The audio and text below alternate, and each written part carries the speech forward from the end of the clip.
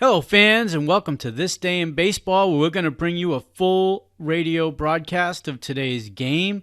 And before we do that, I just want to thank Classic Baseball Radio, and there's a link in the notes where you can check out their full channel. They have many great radio broadcasts. And while you're listening to today's game, if you want to check out much more about the game and the players, look on the links below, and you're going to see links to player pages, the date the game happened, the year it happened, and the play-by-play. Enjoy the game, and check out the links while you're watching the game. And please don't forget to hit the subscribe button so that every time new content comes out, you're going to get that firsthand. And thank you again for checking out This Day in Baseball, and enjoy the game. Have a little success. He's not overpowering. If you like numbers, we can tell you that Marshall was 1-1 with the Pirates this year. Remember, they're in the National League East, so he didn't get that many starts. He had 4 starts against them. Lifetime, he is a little better than 2.5 to 1 against Pittsburgh. He's beaten them 25 times and lost to them 10. Bob Johnson wound up 0-1 against the Giants. He worked 19 2/3 innings, allowed 23 hits, which once you see more hits than innings pitched, you know he's had some troubles. And he allowed 9 earned runs, so his earned run average is over 4. So Johnson has not been very successful against the Giants in the regular season, and we'll see how he goes today. Bob will be pitching to Ken Henderson, the left fielder, then Tito Fuentes, the second baseman, and Willie Mays in center field. And right-hander Bob Johnson makes his first pitch and works it low, ball 1, 1-0. Just to refresh our memory, Bob, with Johnson pitching now, you might tell us a little bit about Kenny Henderson as a left-handed batter. He takes a strike. Right. I like to throw Henderson inside. He's a big fellow. He likes to get his arms out over the plate. And if you don't really hit that outside corner, he can really hurt you. So I would rather pitch him inside. 1 ball and 1 strike to count to Kenny Henderson. Bob Johnson into the windup, and the right-hander's change is grounded to the right side. Dave Cash up with it easily and throws him out. 1 away. That's not bad when you can throw hard and slip in that changeup like that, Bob. That's right. Most of the time, a fellow like Nolan Ryan, who throws extremely hard, when he throws a changeup, you're completely off balance, and you just don't have good success with it. Here's Tito Fuentes, and I assume what you were saying about Tito from the first day still holds true. Hitting left-handed, you throwing hard stuff away. Most little guys like that, he can't hit the ball out of the park, and you got to throw him hard stuff up and away and let him hit it. The fastball missed to him, ball 1, 1-0. Manny Stange in behind the plate. Bob Robertson, Dave Cash, Jackie Hernandez, and Richie Hebner in the infield. Wilbur Stargell, Al Oliver, and Roberto Clemente in the outfield. Fly ball to right field. Right there's Clemente in the shade, waiting for it, and makes the catch. 2 down. Willie Mays coming up. Bob, again, to refresh everybody's memory right now, briefly about Mays. Willie is a type of guy that likes to get his arms out over the plate also. I don't like to pitch him inside. I will come up and in on him maybe the first time up and get him back off the plate. Then I like to go away with him, keep the ball down. A lot of pitchers like to pitch him inside. I can't quite understand that. Mays waiting with 2 out in the first inning, and Bob Johnson delivers in the dirt. Ball 1 and away. Nice ballpark. 340 down each line, 385 to left center and right center, 410 to straightaway centers. Brand new ballpark, 3 Rivers Stadium. Mays now backs out for the moment, so timeout. 1 ball and no strikes to Willie. 2 out in the first inning, just the start of the ballgame. No score. We've already had a surprise. Nelson Briles unable to make it, and Bob Johnson's next one a strike. 1-1. Bob Johnson is 28 years old. He's big, 6'4", 220. He's a boy from Illinois who makes his home in Kansas, and he went to Bradley University. In the dirt with his breaking ball, 2-1 the count. You notice Willie Mays pulls away from the plate quite a bit, and this is one of the reasons why I would just hate to throw him inside. Here's the 2-1 pitch. Fastball over, strike 2. It is interesting and a bit of irony. Nelson Briles unable to pitch today in a big game because of a leg injury. Bob Johnson almost had his career come to a halt because of a leg injury. He broke his ankle in a motorcycle accident in 1967, and 2 doctors recommended amputation of the leg. Mays takes in the dirt, ball 3. Fortunately for Bob, the broken ankle healed, and healed well enough for him to be a professional athlete. So he got away from a most serious leg injury, and he's pitching a most important game because of a leg injury to teammate Nelson Briles. Mays at the plate, 2 down. No score, first inning. Willie McCovey on deck. And here comes Johnson, and it's swung on and missed, strike 3. That pitch seemed to be wiggling a little bit. It was a hard fastball up and away, and Willie just doesn't get around on that good fastball anymore. It really sailed on him, so down he goes. Giants are gone in order at the end of the half an inning. Giants nothing, Pirates coming up.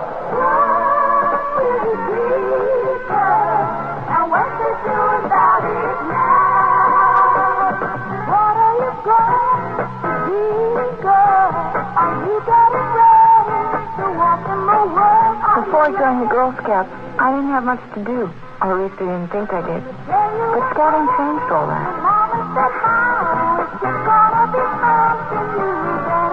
You do all these different things that, like sometimes you never heard of.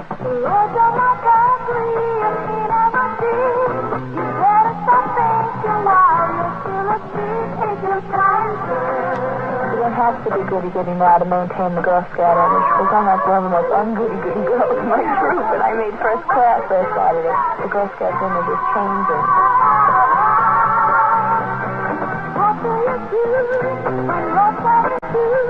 The Girl Scout, it's more than just selling cookies. Bottom of the first inning at Three Rivers Stadium. Vin Scully along with Bob Gibson. Juan Marichal tuning up to Dick Dietz. The infield for the Giants, Willie McCovey and Tito Fuentes. Chris Spire at short and Alan Gallagher at third. Ken Henderson is in left. Willie Mays in center. Bobby Bonds returns to the starting lineup in right. Marichal will be ready to pitch to Dave Cash, Richie Hebner, and Roberto Clemente. Bob, when the Cardinals play against Marichal, do you bunt much against them or try to? No, we don't. Fortunately, we've had a lot of success against Marichal, and for 2 or 3 years, he missed us. He just didn't pitch against us at all, but our ball club has handled him pretty well. You would think, at least when you first see Marichal twist and turn and come flying off the mound, that he would be susceptible to a bunt, but evidently, with all of his other gifts, he's not a bad fielding pitcher. Right, I think he's an excellent fielder. Dave Cash, right-hand hitting second baseman, will check in now. Marichal, a high kick, and the first pitch is lifted to right field, and Bobby Bonds is right there, backs up a couple of steps, and makes the catch. So 1 pitch and 1 away. I guess if you are a control pitcher of the stature of Marichal, there's a great deal of first ball hitting. That's right. They know that he's not going to walk you. He's going to be around the plate somewhere, so there's really no reason for you to take off of him. You just got to go after him. Richie Hebner, left-hand hitting third baseman, coming up. I know a couple of times the Dodgers tried to experiment with Marichal. They would make him wait. They felt that it upset him if you made him pitch slowly. Here's a pitch to Hebner, low, ball 1. In other words, the hitter would take his time before he got in the box. He would back out on him once or twice. He would do everything possible to slow him down. And you love to pitch in a hurry. Wouldn't that get you upset? When I was younger, it used to affect me. I would just get angry, and I'd strike the guy out with 3 pitches instead of 4. Or knock him down. The pitch is strike, and the count 1-1. Of course, we mentioned the Dodgers did not have much success with him, no matter what they tried. But they did feel that his temperament was mussed up a little bit if they slowed him down. The 1-1 pitch to Hebner, swung on and missed. Breaking ball, and the count 1-2. You know, when you pitch fast like that, it's really a habit. There's nothing else involved, and if the guy makes you wait, I don't think it really affects you mentally. It just breaks up your rhythm a little bit, but if you're a pretty good pitcher, you'll bounce back from it. Here's the 1-2 pitch to Hebner. He holds up on a pitch in the dirt, ball 2. Of course, again, the Dodgers were being beaten by him so much that anything was worth the gamble. Marichal doesn't move around on the rubber very much either, and I guess you don't. No, Marichal pitches from what I would consider, I guess, looking at him, the right-hand corner. I pitch from the left-hand corner. It's kind of strange that you would move all the way to the opposite corner. Here's a 2-2 pitch to Richie Hebner. Fastball got him looking. He had to be guessing then, didn't he? Oh, probably. You find a lot of those left-hand hitters come up there, and and they know that you have a good fastball, you like to come in on them. And if you can hit that outside corner with a breaking ball or something, they'll take it every time. Well, here is Roberto Clemente with 2 down in the first inning and no score. Clemente so far in the championship series, this being the 3rd game, Clemente is 3 for 9. The leading hitters for the Bucs would be Cash with 5 hits and Bob Robertson, who has a half a dozen hits. So Clemente, great right fielder against Juan Marichal. Marichal ready, didn't kick high, and that time over for a strike with a fastball. He varies his kick. Yes, that was a sidearm pitch, and usually when he comes sidearm, it's hard to get your leg up over your head the way he likes to throw. Here's a strike 1 pitch on the way, over the top, and he missed outside with it, 1-1. I'm wondering if you're a hitter and you see that leg, that it doesn't come up very high, you can almost expect it, or does he vary that too? Well, no, you can tell when he's going to throw a sidearm, and actually, through experience, I don't think his sidearm pitch is very good. 1-1 pitch is over at the knees for strike 1 and 2. In fact, the only real flaw, the bad habit that Marichal has, he gets lazy with his screwball, and he will suddenly drop his arm, and when he drops his arm and throws the screwball, it doesn't work. He's got to get way up on top.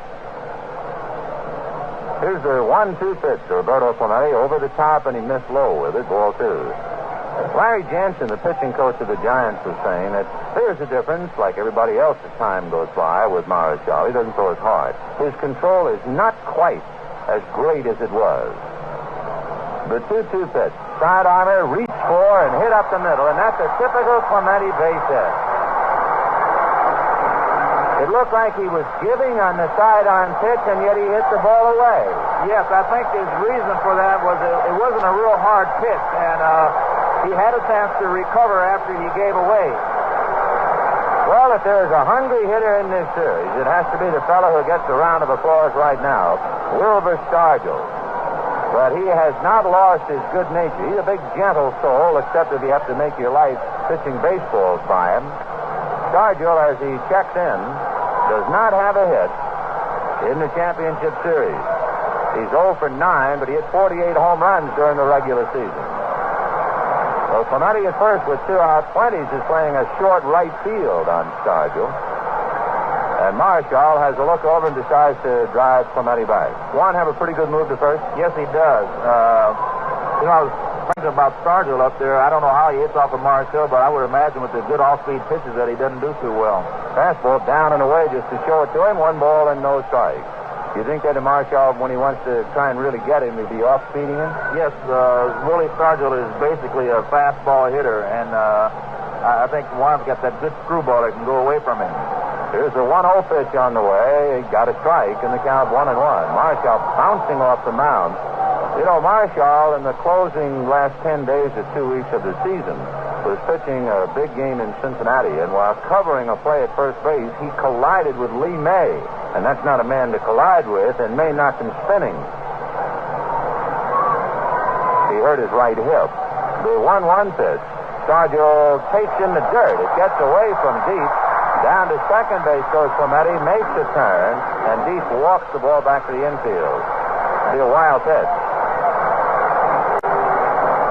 The other day we were talking about the distance from home plate to the grandstand in San Francisco. Now, if that ball had gotten by in San Francisco, gotten by the catcher, he possibly could have gone on to third base. And in the old days, in old Forbes Field here in Pittsburgh, it was a catcher's nightmare. At one time in Pittsburgh, there was, from home plate to the backstop, are you ready, 120 feet. That's quite a while ago in the early 30s, but you can imagine the nightmares the catchers had here. You probably had to take one of the outfielders and put him behind the catcher. Right. 2 down now. There's a break for the Pirates. A 2-out single and a wild pitch sends Clemente to second, and Wilbur Stargell trying to pick him up with the count 2 balls and 1 strike. Marichal, a long look at Deep. Juan hands it aside. Now at the belt. Has a look back at Clemente. Checks him again, and the 2-1 pitch to Stargell on the outside corner. Stargell didn't think so, and the count 2 balls, 2 strikes. By the way, Lee Wire, the tallest umpire in the league, is behind the plate. Andy Olson on the line at first. Dick Stello at second. Dave Davidson at third. And the senior umpire, Tom Gorman, is on the left field foul line. Jack Crawford is on the right field foul line. Here's the 2-2 pitch instead of bluff by Marichal. Sends Clemente back to the bag. On deck, another left-hand hitter, Al Oliver. Marichal shaking his hands at Dietz as if to say, hold it a minute, let me see the signs again. 2-2, the count to Stargell. Fire trying to bird dog Clemente, plug up the middle and cut down his lead. Now, he figures to be making Stargell wait, right, Bob? Yes. I think the fans are unhappy because actually you get something like 25 seconds to deliver a ball, and he probably took a little more than that. Now he's ready. Drops his head a moment. Now comes over the top and is a high fly ball into shallow left field. Henderson comes in and over and makes the catch for the out. The Pirates, no runs, one hit. A man left, and at the end of an inning, no score. Say, all of you guys and gals out there, the best way to enjoy a baseball broadcast is sitting in a comfortable recliner chair. Do you know who has one of New York's largest selections of recliners? It's Siemens Furniture, of course. At Siemens, you'll find recliners from America's finest manufacturers. You choose from rugged leather-like vinyls, rich fabrics, many Scotch-Guard treated to prevent soil, and even elegant velvet. You're sure to please the decorator in your home by selecting from Italian, Spanish Provincial, Mediterranean, and classic overstuffed traditional. After the game, visit one of Siemens Furniture showrooms in Brooklyn, in Queens, or Long Island. Call them, the number 493-6630 for the Siemens nearest you. That's 493-6630. Unicard, Bank AmeriCard, and MasterCharge accepted. At Siemens low prices, you'll always be sitting pretty. On a recliner, of course. No score at the end of an inning here at Three Rivers Stadium in Pittsburgh. Vin Scully along with Bob Gibson, and the Giants will be sending up Willie McCovey, Bobby Bonds, and Dick Dietz. I'd like to get back to one point that occurred there in that first inning where Marichal evidently made Stargell hang up there at the plate, and Wilbur, tired of waiting, backed out. Is that a successful ploy usually? Does it upset most hitters if you just make them stand there at the plate? I don't think it upsets most hitters, but it is effective on a guy like Stargell. He swings that bat around. He's really getting his timing, and if you can make him wait, he's got to step out of there. Johnson delivers and gets a strike to McCovey. Looked like a slider in around the hands and got the inside part of the plate. Would you pitch McCovey the same way here in this ballpark as you would if you had to pitch to him in Candlestick? Yes, I wouldn't change my way of pitching to him regardless of where I played. Strike one pitch to McCovey. Inside under the hand. 1-1. Is that the accepted manner? Stay inside on him? Yes. He's another one of those big guys that like to get his arms out over the plate, and you have to keep him tied up inside either with sliders or hard fastballs. 1 ball and 1 strike to count to McCovey. Johnson off-speed strike, little slider again, 1-2, and McCovey backed out. I guess the key to the hitter then, who likes to get his arms extended, really would be his hips. He's got to get them out of the way in a hurry. Exactly. Bobby Bonds on deck. No score, second inning. The 1-2 pitch, McCovey whacks it into left center field, and Johnson, I think, tried to fool him with location that time. Yes, he went away with a fastball, and of course, he didn't hit the ball that hard, but nevertheless, he didn't stick with his game plan, I'm sure. But you got to remember that sometimes you have to change your way of pitching to some of these guys because they're professionals also, and they're going to adjust to the way you're pitching them. Well, here's Bobby Bonds, and I think Bobby summed up his own particular case. He said he was going to play today. He was going to give 100% with a 90% body.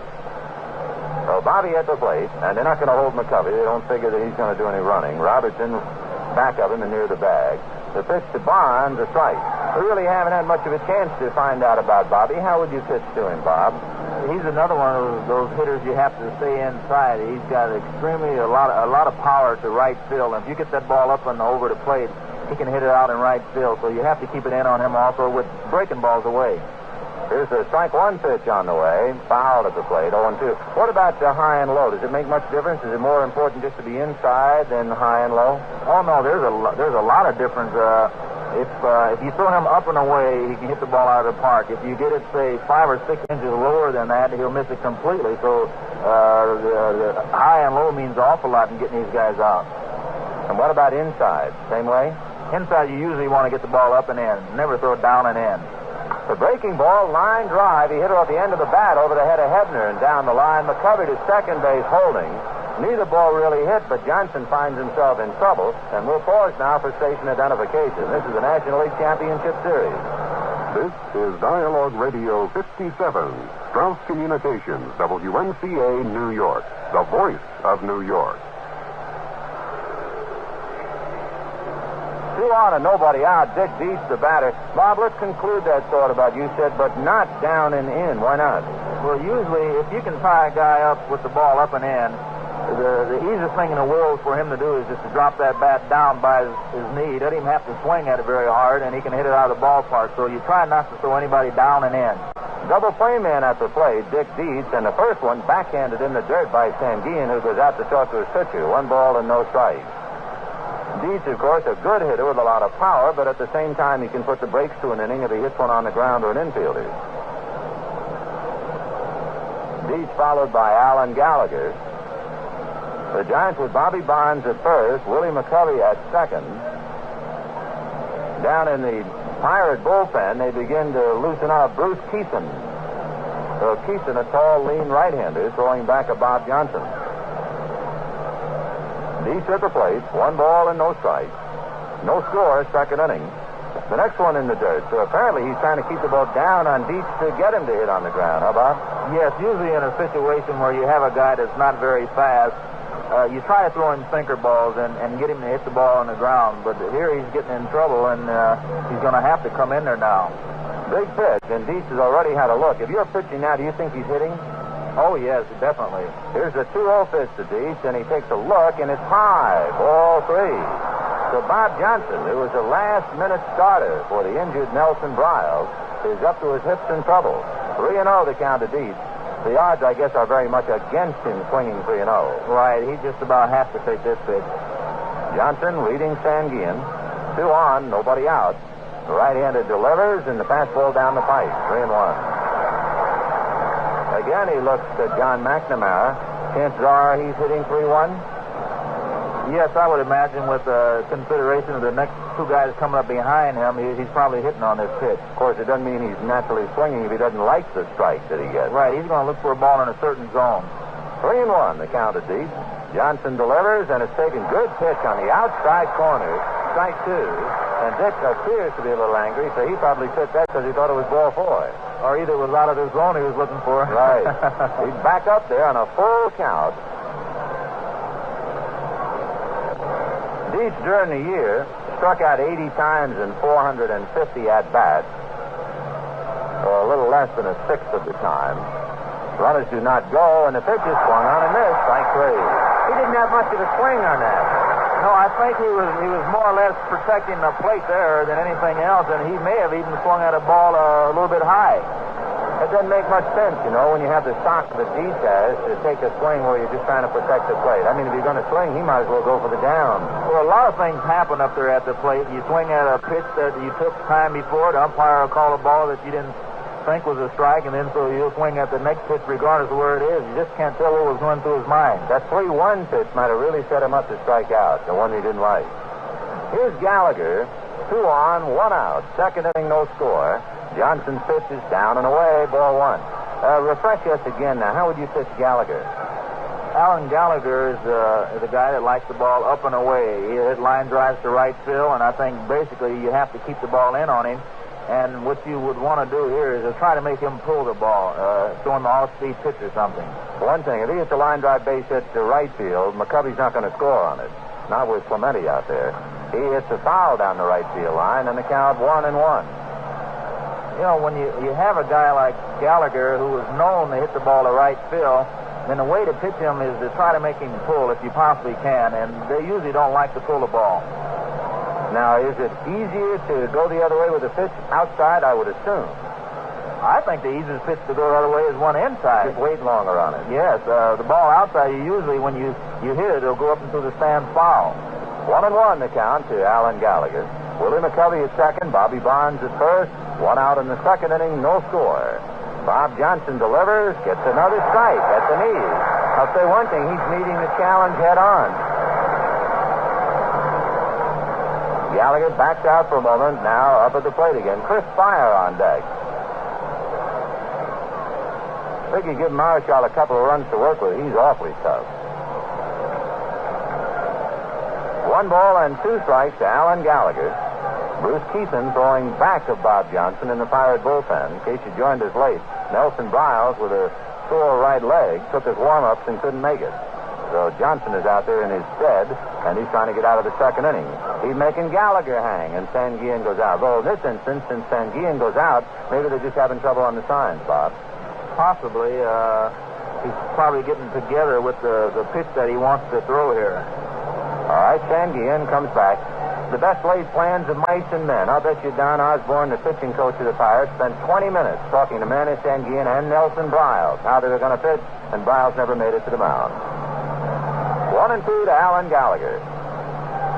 Johnson at the belt now. Big right-hander ready. Comes to the plate, and it's low. Ball 2. And he didn't miss by much, and he barely stopped.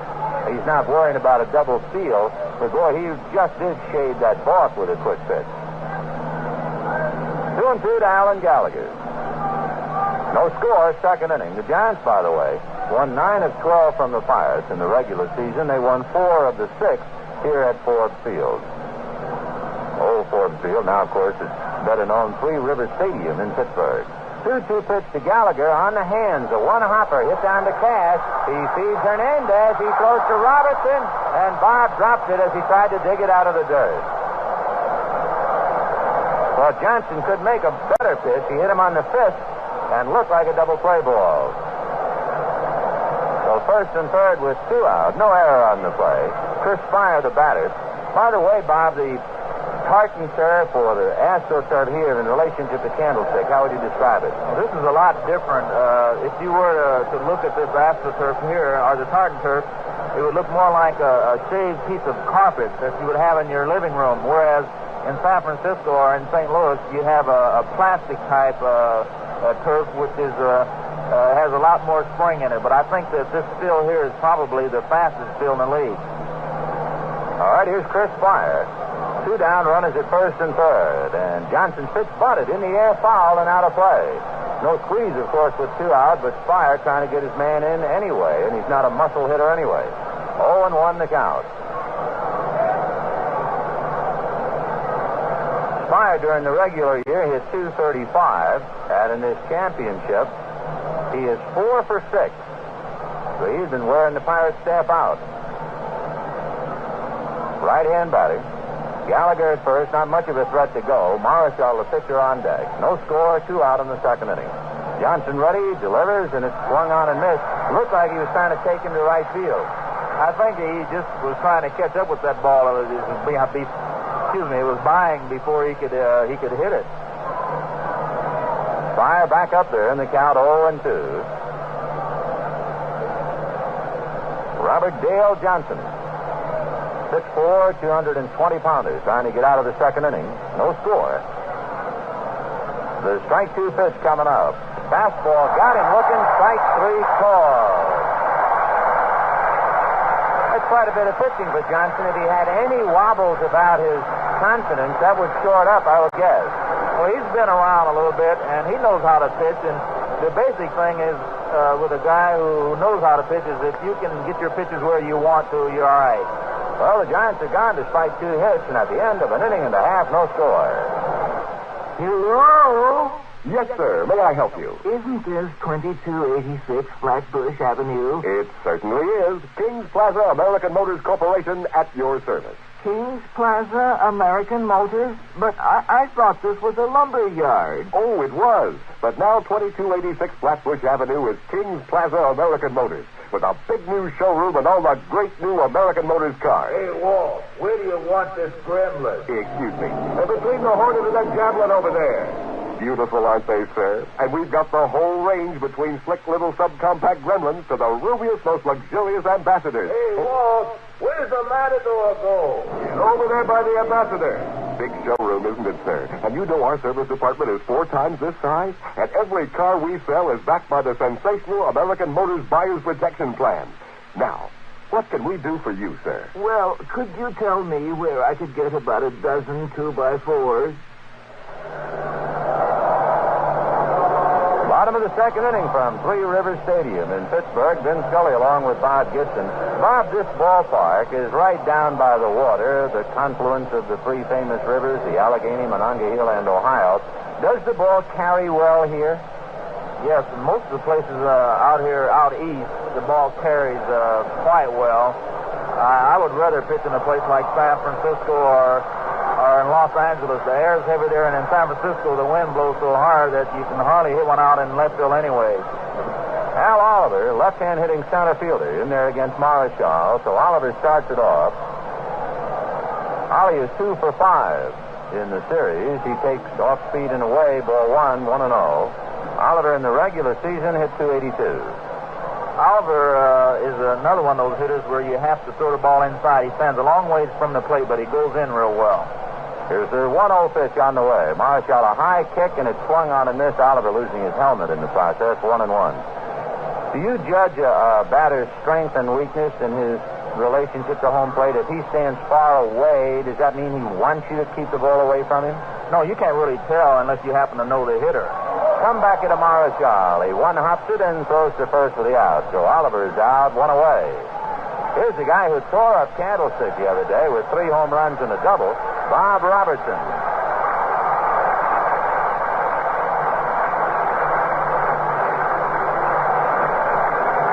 Robertson is the leading hitter in the series. He has 6 hits in 9 at-bats. No one has 6. Teammate Dave Cash has 5.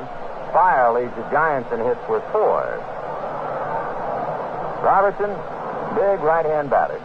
Marischal into the windup, low kick, so a side armor swung on and missed, 0-1. Does Robertson give when you side arm him, Bob? No, he doesn't. I think he was completely fooled on that pitch there, but he doesn't give it all. 0-1 the count. Marischal, another low kick, so a side armor fouled away, and the count 0-2. No balls and 2 strikes to Bob Robertson. 1 out in the second inning, no score. The big story so far, the announced starting pitcher for the Pirates, Nelson Briles, unable to make it with his sore right leg. Bob Johnson has struck out 3 men in 2 innings and got out of a second inning jam. Strike 2 pitch to Bob Robertson. Taken just outside. Ball 1, 1-2. Manny Sanguillen on deck. I'd like to say hello to some stations along our network. To the good folks at KVEC in San Luis Obispo in California. WABS in Fort Lauderdale, Florida. Robinson half swing, but he checks in the pitch outside. 2-2. And also to station WAOV in Vincennes, Indiana.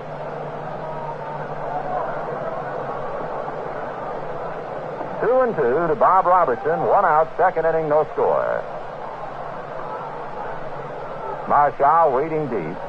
Juan to the windup, and here he comes. Everything's sidearm, and that one is foul back of the plate. Deep's a late start. He lost the ball, but even though he picked it up, it's behind the screen, so it's still 2-2.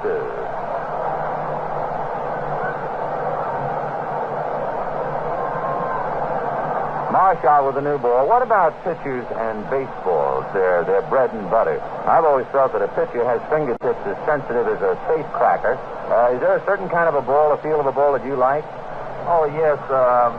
Ordinarily, the seams on the ball are pretty smooth. They're right even with the surface of the ball. Sometimes the strings are just a little bit higher, and this year we've had problems with a ball that's even a little bit bigger, and a matter of a quarter of an inch, it feels like a basketball.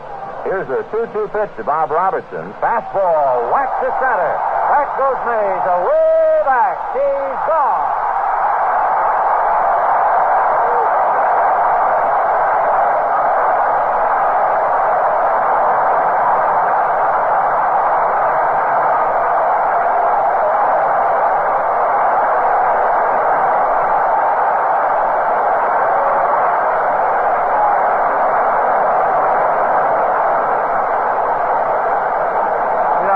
About to say, I don't think you'll see many home runs off of this guy. Well, you know what's so funny? He leads the Giants staff in home runs allowed. That's the 28 home run that Marischal has given up this year. So apparently he's not quite as fast as he used to be. And the only thing that amazed me was Robertson didn't give, and he sidearmed in every pitch. He's over the top to Sanguillen for a strike. And I guess the sidearm pitch is okay if used sparingly, but if you just keep throwing it, it gives you a little better chance and a little longer time to see the ball. You certainly have to make a good pitch on it, and a lot of times when he drops down sidearm, he comes inside with the ball, and that's bad. The pitch is popped foul off to the right out of play by Manny Sanguillen. So Bob Robertson, with 3 home runs at Candlestick Park, and Robbie had those home runs, not all consecutively. He hit his first one, then struck out, then hit 2 in a row. So he has 4 home runs in the series and 3 consecutive home runs. Manny Sanguillen at the plate. Strike 2 pitch. Fastball grounded slowly to third. On the run is Gallagher. He has to hurry and get him.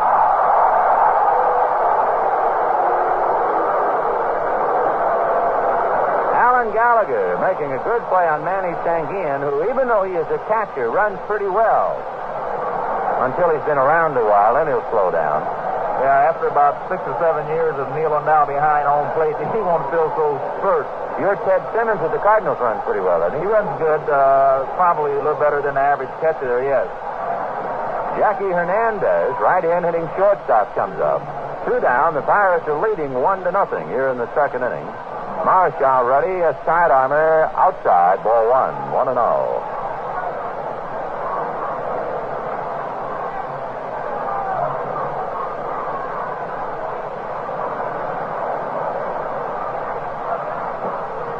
The next one over for a strike. 1 ball and 1 strike to count to Jackie Hernandez. It is interesting to point out, it doesn't mean anything. We just pass it along for the fun of it and let you think about it. The team that has scored first and led has lost in the other 2 games. Here's the 1-1 pitch. Hernandez hits the bouncer back to Marshall. He flips to McCovey, and that's that. However, the Bucks get a run on a hit. A booming home run over the center field fence by Bob Robertson. And at the end of 2 innings, the Pirates won and the Giants nothing.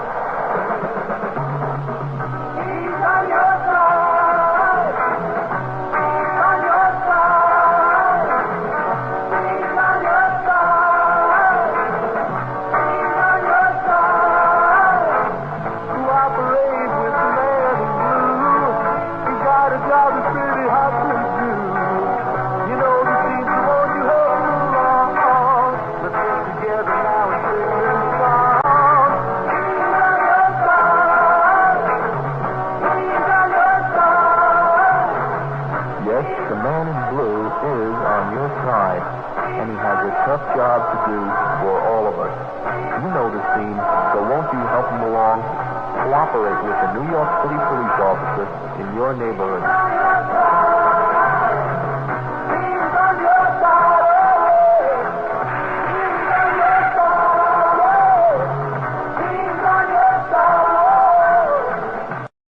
At Three River Stadium in Pittsburgh, the Pirates leading the Giants 1-0 on a home run by Bob Robertson. Bob Johnson is on the mound. Bob Gibson right up here in the booth with us, and Juan Marshall walking up to the plate. He'll be followed by Kenny Henderson and Tito Fuentes. Marshall's a pretty good all-around athlete, which means he's a threat with the bat, right, Bob?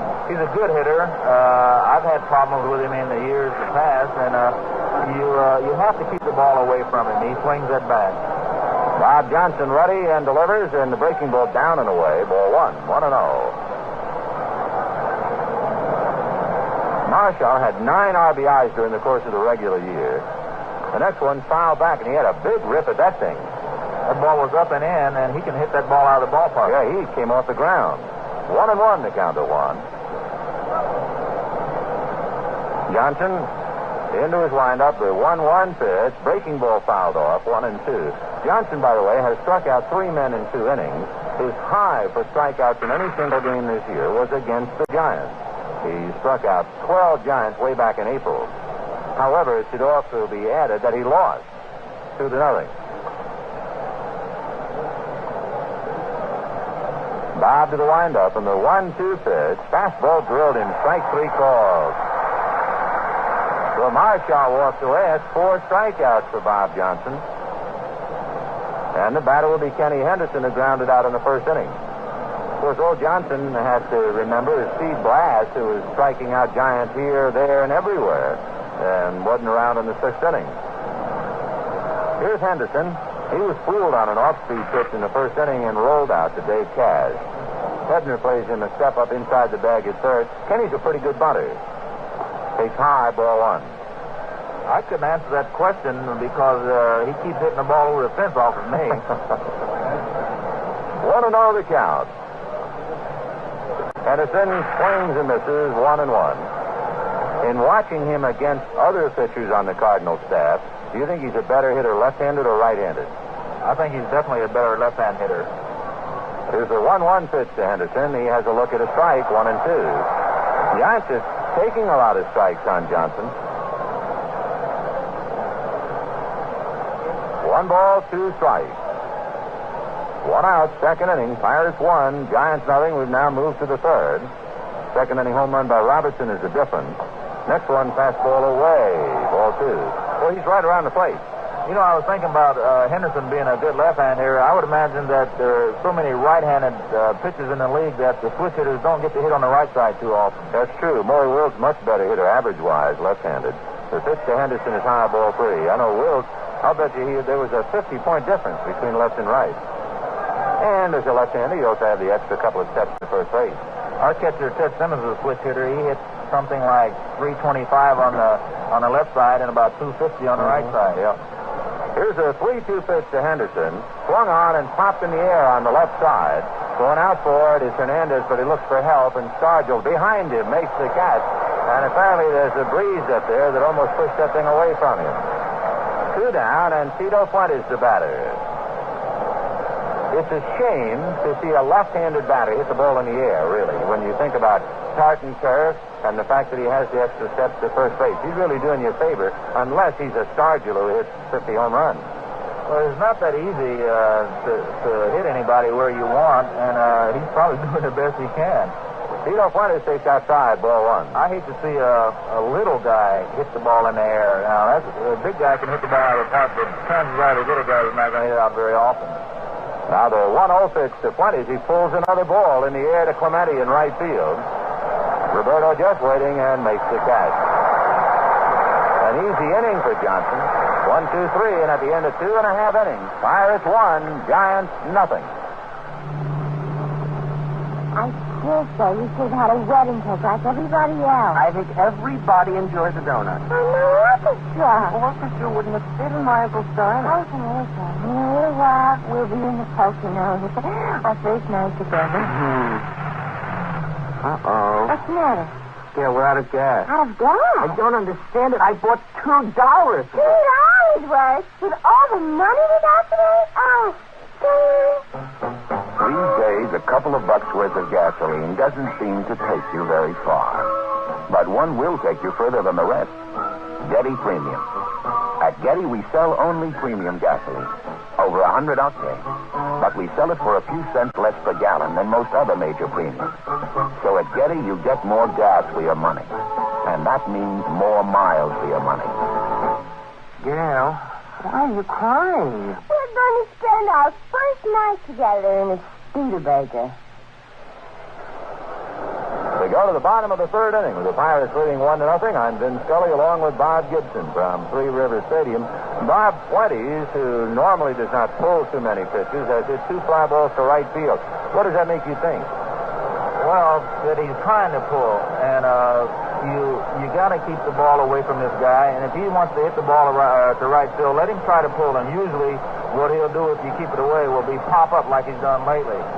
So actually, then, if Fuentes has it in his mind to pull, he's really doing you a favor. That's right. Anytime you find a small guy that tries to pull the ball and hit it out of the ballpark, then he really is doing you a favor. That 1 home run he hit at Candlestick, which was a big blow, but it might come back to haunt him after all. Round of applause in the background for Bob Johnson. Pressed into service at the 11th hour, and he has pitched 3 innings and kept the Giants away. Not only that, he's leading thanks to Bob Robertson's home run. So it's 1-0 Pittsburgh. Johnson followed by Cash and then Hebner. Marshall standing on the first base side of the rubber. Right foot just about on the corner of it. Over the top he comes, and it's waved out and missed 0-1. Why is it that you work from one corner? Is it an angle on a hitter or a habit or what? I think it's just a habit. You learn to pitch there and you stay there. The next one is in the dirt. 1 ball and 1 strike to count.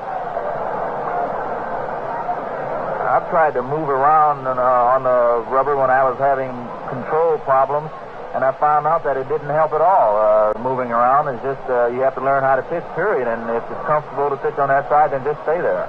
1 ball and 1 strike to count to Bob Johnson, big left-hand batter. He pops one up into shallow left field. Henderson has the play, and Kenny appears to have it all the way. Makes the catch for the out. 1 down, and the batter will be Dave Cash, the second baseman.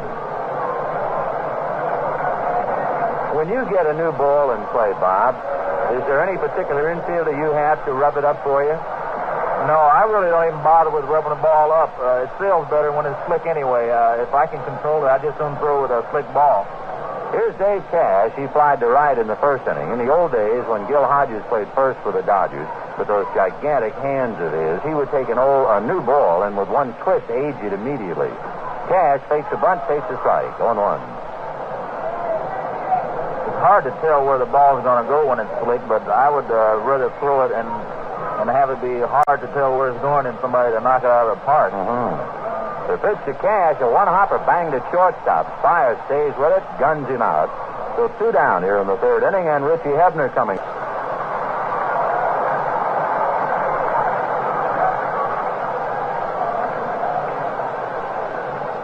Two down, third inning. Pirates 1, Giants nothing. Roberto Clemente in the on-deck circle. The first pitch to Hebner way out in front of it and pops it foul. McCovey comes down to get it and makes the catch. So that off-speed pitch really fooled Hebner. He was swinging yesterday. You know, I was thinking our pitching staff struck Hebner out 6 times in a row the last series here in Pittsburgh. Well, he apparently can get into that kind of a slump. And he was so far out in front that time, he was lucky to hit the ball at all and fouled out. So the Pirates are gone. And at the end of 3, Pirates 1, Giants nothing. Say, Harry, you're looking very together today. You like it, Bernie? It's one of our new Hickey Freeman suits. Notice the lapel, the shape, the flare, and only the Field Brothers near you. Harry, you're still our best salesman. And a Bronzini jacquard shirt and a ribbed striped tie. Unusual, but very sharp. Hey, by the way, did you see what Brother Jerry wore to work today? What did our dear partner, who is all business and no taste at all, wear to work today? He's wearing what looks like his old college blazer and a washed-out Hawaiian tie. He's so consistent, hopelessly consistent. Well, I've been thinking, maybe we can embarrass him into buying some new clothes. Forget it. After all, he may be the genius behind the I scenes. know. But what if one of our customers discovers he's really one of the Field Brothers? That, let's hope, will never happen. And if it does, Harry, you're fired. Bernie, Harry, and Jerry Field are the owners of the famous Field Brothers men's stores in Regal Park, Brooklyn, Roosevelt Field Shopping Center, and the new Woodbridge Shopping Center. Some of the best-dressed men around shop at Field Brothers, including 2 of the 3 Field Brothers. Right, Harry? Right, Bernie. We go to the 4th inning. Vin Scully along with Bob Gibson. The Pirates leading the Giants 1-0, and Willie Mays at the plate. And Bob and I were talking a few minutes ago about rubbing up new balls and how Bob doesn't care if they're rubbed out at all. And, of course, any game ball is rubbed up by the plate umpire before the game starts. Willie Mays takes a strike. And Lee Wire passed along information that baseballs in the National League before a game are rubbed up with New Jersey mud. Where the mud comes from in the state, what part of the state we don't know, but how about that for trivia? New Jersey mud. In fact, whoever supplies it, one man in Jersey supplies it. He should go on Watch My Line. What do you do? I supply the mud they rub the balls with. 1-1 to Willie Mays, who struck out in the first inning. Johnson delivers, and Willie fouled it back. Looked like a slider, and he appeared to be guessing breaking ball. He really took a rip at that. 1-2. You know, who cares where the mud comes from? In case the subject comes up. 1-2 the count. Here comes Johnson, and as a ground ball hits the shortstop, up with it is Jackie Hernandez to throw him out. The Mays rolls out, 1 away, and here is Willie McCovey. McCovey loops a single in the second inning to left field. 1 for 1. The Pirates, 1 run, 2 hits. Bob Johnson pitching for them in place of Nelson Biles, and the only run, a straightaway center field blast by Bob Robertson, the first baseman. A modified load-up on the right side as McCovey takes high and in, ball 1. Jackie Hernandez is almost directly behind second base. 1-0 the count to Willie McCovey. The 1-0 pitch to Will is swung on and missed. A vicious swing. Boy, he was going to hammer that thing into the water. 1-1. The shift on the right side. Of course, it was made famous by Lou Boudreau when he managed Cleveland and started the shift on Ted Williams. The 1-1 pitch to McCovey. Belted, but foul. That goes out of play way upstairs off first base. Boy, he's got a quick bat. Has he hit you much, Bob? Over the years, I've gotten him out quite well. He has hit 2 or 3 home runs off of me, probably about 4 or 5, but I've gotten him out the majority of the time. 1-2 the count to Willie McCovey. Johnson ready, delivers off speed and high. I don't know what that was. I think it was a curveball that just hung. 2-2. You know, we were talking about pitching to left-hand hitters, and you might not think it's a good idea, but a hanging curveball that's on the inside part of the plate is a good pitch to a left-hander because a lot of times he'll jam himself. Here's a 2-2 pitch on the way. McCovey fisted that one in the air, off to the left. Sanguin waiting for Hebner to come down, and Ritchie makes the catch for the out. We'll pause now for station identification. This is the National League Championship Series. This is Dialogue Radio 57, Strauss Communications, WNCA, New York, the voice of New York. 2 down, Bobby Barnes at the plate. We might just finish up that idea of hanging a curveball because it sounds terrible. Now, it's just to go into it a little more. Right. I meant that a right-handed pitcher can throw a hanging curveball to a left-handed hitter, but I wouldn't advise it the other way around because the hitter is usually pulling away. Bobby Barnes takes the strike, 0-1. And when you say jam yourself, for the benefit of those who are just learning some of the words, jamming, of course, would mean a hitter gets hit on the fist. And if he jams himself, he just walks into the pitch, huh? Yes, he leans out over the plate looking for the ball away. Strike 1 pitch to Bobby Barnes. Off speed. Oh, and he got him out in front. The Giants apparently are hitting off Johnson's reputation. He throws hard, so they expect everything to come up there in a hurry. I found out that I've had more success in a World Series or a playoff game because of the scouting reports. They know that you throw hard, and when you go in there, you say, well, now be careful. This guy really throws hard, and the majority of my strikeouts come off of a breaking ball. Well, Johnson, meanwhile, has got Bobby Barnes in a hole, 0-2. He has struck out 4 in 3 2/3 innings. Barnes, of course, the type who can hurt you with one swing, and Bobby strikes out a lot anyway, so he's following a usual pattern. Johnson ready and delivers outside, and Sanguin was kind of hanging out there a little bit. Do hitters peek on the catchers? I think they do. They look like they're looking down to see where their hands are or where their feet are, but I think they're peeking at the catcher. 1-2 the count.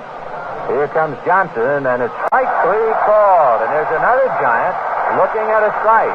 And Barnes drops his bat, flings the helmet away. 5 strikeouts for Bob Johnson. And he looks like he's under a full head of steam now. He has retired the last 9 in a row. And at the end of 3.5 innings, Pirates 1, Giants nothing. Bottom of the 4th inning, the Pirates 1 run, 2 hits. The Giants no runs, 2 hits. Marshall getting ready. He'll be pitching to Roberto Clemente, Wilbur Stargell, and Al Oliver, the heart of the Pirate lineup. Relief specialist Jerry Johnson, with a windbreaker on, goes walking down to the Giant bullpen. He, of course, is indeed a short man. He'll come in late in the game if necessary, so he's just going down to the pen. Here's Clemente. Roberto went up the middle on Marshall in the first inning. Single, took second on a wild pitch and stayed there as Stargell flied out. So Clemente is 0 for 1. He had a fine year, hitting .341. The Pirates, who have hit Giant pitching well this year. Al Oliver had 15 hits. Sanguin had 16. Clemente takes outside. The Giants, who hit well, Henderson had 17, 20, 18. So those are the boys who hit well against the other club. 1-0 the count to Roberto Clemente. Marshall, a high kick over the top and a breaking ball fouled away. 1-1. Now they tell us. This goes under the headline of Now They Tell Us. Remember we got that message about the mud from New Jersey? couple of minutes have gone by, and the message comes back in. The mud is not from New Jersey, it's from North Carolina. Well, 1-1. The count to Roberto Clemente. Marshall ready. A high kick, and he delivers, and it's fouled away. Off to the right out of play, 1-2.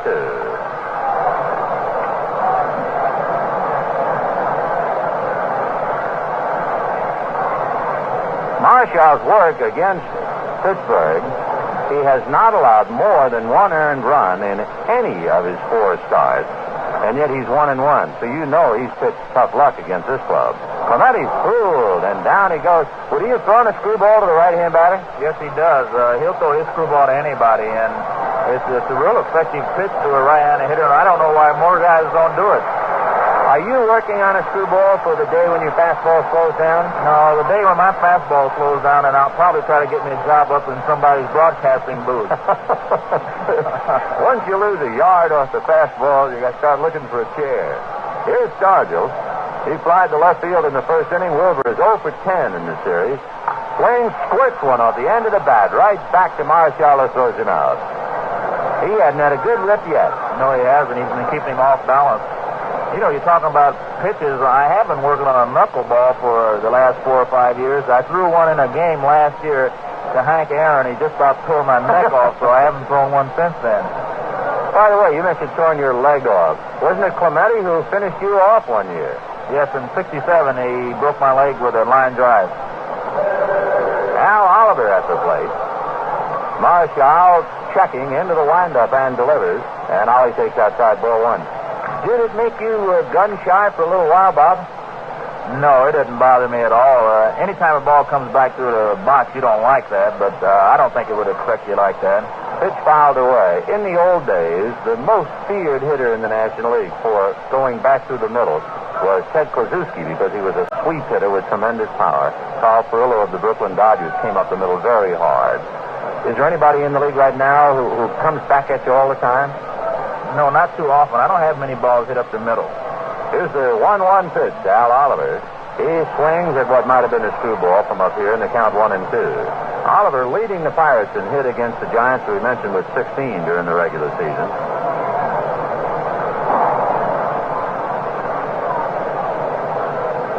Marshall checking.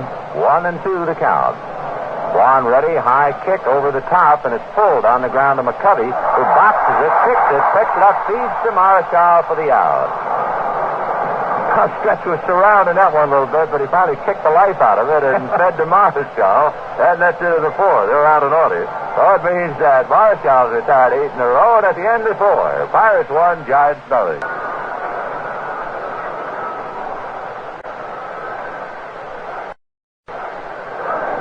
We got 4 in the books here at Three Rivers Stadium. Pirates leading the Giants 1-0. I'm Vin Scully along with Bob Gibson of the St. Louis Cardinals. And in fact, that's ridiculous to say Bob Gibson of the St. Louis Cardinals. Everybody knows Bob Gibson. Dick Dietz, Alan Gallagher, and Chris Fire in that order against right-handed Bob Johnson. Dietz struck out in the second inning, 0 for 1. If you strike out Dick Dietz the first time up on a certain pitch, are you tempted to come right back with it? Is he the kind who could hit that same pitch out? Well, it depends on the situation. He definitely can hit the ball out, but I might still come back with it. The pitch is outside ball 1, because I know you told us earlier a fellow like Clemente might swing at a pitch and you come back in that same spot and you'll hit it out of the ballpark. 1-0 the count of Dick Dietz. Johnson leading Sanguian, and Bob comes back inside and high, ball 2, 2-0. I don't think that a pitcher can go out there and say that I'm going to start this guy off with a curveball, come back with a slider, then throw him the fastball. I think it's a little more difficult than that, and you just don't have a system of getting a hitter out. Here's the 2-0 pitch on the way. Swung on and missed, 2-1. In other words, the following pitch is really based on the pitch that preceded it. That's right, and where it was, its location. 2-1. There's some hitters that you can throw 95 curveballs in a row, and you know that. You know who they are. Here's a 2-1 pitch. A ground ball to shortstop. Hernandez gloves it at the right kneecap and throws him out. So Dietz goes easily, 1 away. Bob Johnson had retired 10 in a row. And the batter is Alan Gallagher.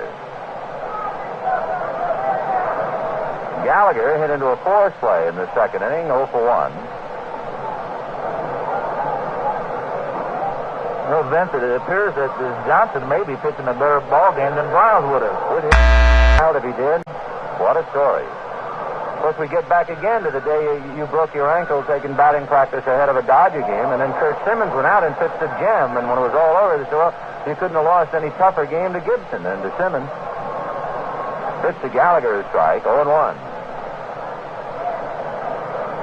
Johnson delivers, fastball outside, 1-1. I know Dave Ricketts was with the Cardinals when Nelson Briles won the 19, and just to sum up the kind of year Nelly had, he said he was in trouble almost every inning, every time he pitched. Here's the 1-1 pitch. Good one, over for a strike, 1-2. Boy, the Giants are taken. I think he must have them really bothered down there at the plate. They keep staring at the plate, and they're not angry at Wire's calls. It's just that he's hitting spots they're not expecting. You know, a lot of times a pitcher will change his game plan the way he used to pitch guys, and that'll cause them to take a lot. Here's the 1-2 pitch to Gallagher. Low and away, ball 2. He threw that hard. Chris Fire on deck. Bob Johnson, Manny Sanguian, Robertson and Cash, Hernandez and Hebner, and the outfield, Stargell, Oliver, and Clemente in right. 1-0 Pirates, fifth inning, 1 out. Home run by Bob Robertson so far, the difference. The 2-2 pitch, breaking ball, whacked into center field, and he didn't have too much on that, and Gallagher was able to wait and push it towards right center. That was that hanging curveball we were talking about, only he threw it to the right-hand hitter instead of a left-hand. Well, there's a base hit. That is only the third hit for the Giants. They brace the string. Comes with 1 out, and here's Fire. The Giants, and they are not very much of a hit-and-run club, but they'll play a little hit-and-run with Fire. Of course, they're behind by a run, and the pitcher's due up next, so all that has to be taken into consideration. Gallagher held on by Robertson. Johnson will look, and the pitch to Fire, a strike. And he took it, and he went Big Lee Wire to look at the ball, and Lee will put a new one in. Does it bother you at all? Does it bother your temperament if the hitters start asking to look at the ball?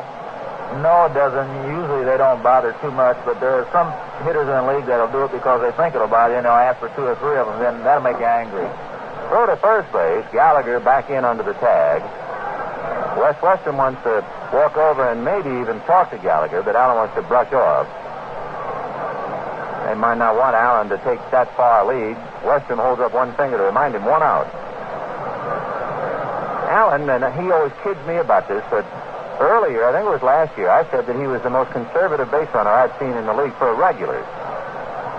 0-1 the count. Now the pitch to Fire, fouled away, 0-2. But in the games, and we have to qualify everything because we only know Gallagher from seeing him against the Dodgers. But against the Dodgers, he was taking the shortest lead of any Giant in the league, and any player in the league. That may be because he's not too quick. Quick to react, you mean? Just quick, period. 0-2 the count. Johnson delivers, and the pitch is hit in the air to right field. Clemente has to go back on the ball. The thing is over his head, and Roberto makes the catch for the out. Good play. That ball really carried. Alan Gallagher back to first base.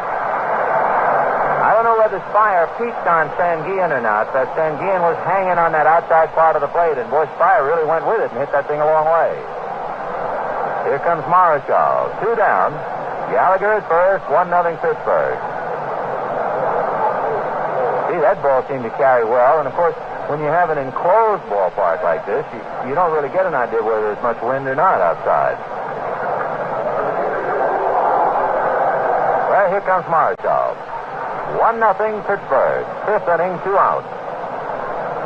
When these two clubs meet, you expect runs. You expect a 5-4 game, or a 9-4 game as we had.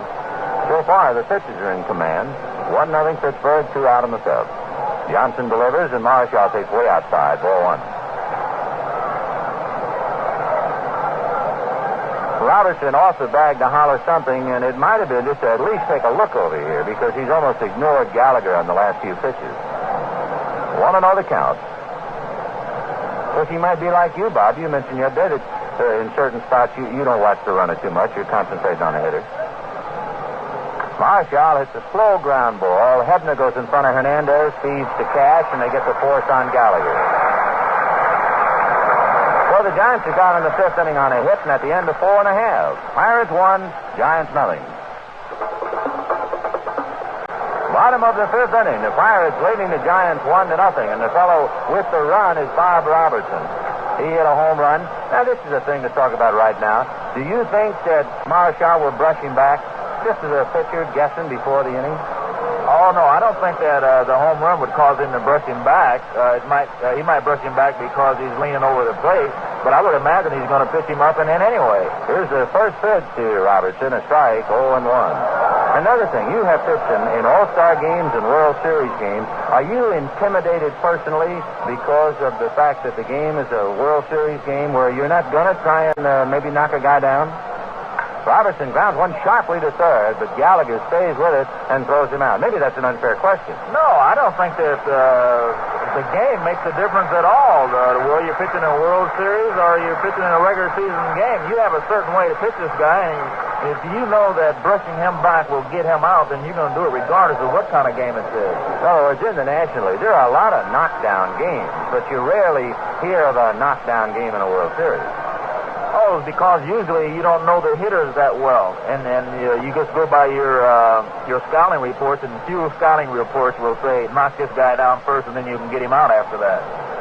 Here's Manny Sanguillen. He grounded to third in the second inning. Sanguillen, right-hand hitting catcher, 0 for 1. Marichal has allowed 2 hits, but one of them a home run. That's the difference. Another foul outside of third, and the count 0-1. There has been a trade in the American League. The California Angels and the Cleveland Indians are the teams involved. We'll give you the players in a moment. Here's their strike one pitch. Sanguillen pops it up with the end of the bat on the right side. Fuentes goes out calling as he has it, but Barnes says he has it and drops the ball. And into second goes Sanguillen.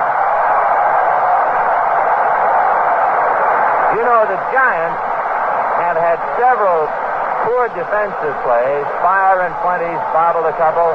Fuentes threw a ball that McCovey evidently lost and dropped. Now, on that play, Fuentes called for that as soon as the ball went up in the air. Yes, he made a mistake. First of all, calling for that ball too soon. Anytime the outfielder can get that ball, you got to let him have it because he's coming in on it.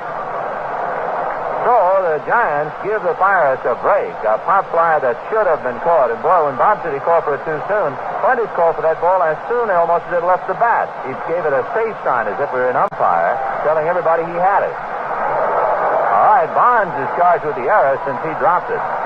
And here is Jackie Hernandez with 1 out. 1-0 Pirates. Another run could be very big in this one today. Marichal at the belt, looks back at Sanguillen. One over the top, and it's swung on and missed. Here are the players. Alex Johnson, who certainly got his share of publicity with the California Angels. Alex Johnson and catcher Jerry Moses go to the Cleveland Indians. Coming to the California Angels, veteran outfielder Vada Pinson, who, of course, for many years played with the Cincinnati Reds. Outfielder Frank Baker, and ex-Dodger right-hand pitcher Alan Foster, who spent 1 year with Cleveland.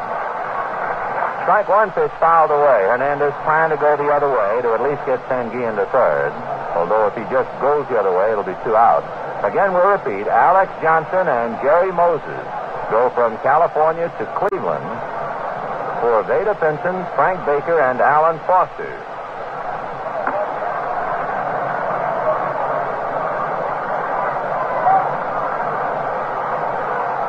To the count. The pitch of the plate is waved at and missed. Hernandez badly fooled on it and strikes out. I think Jackie was so intent on at least trying to go with the pitch that he thought he went down the drain with that one. So 2 out, and here comes Bob Johnson.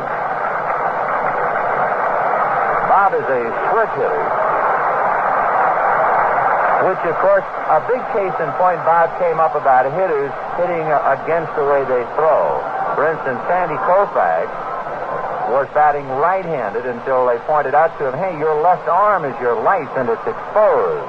So then he went to hitting right-handed.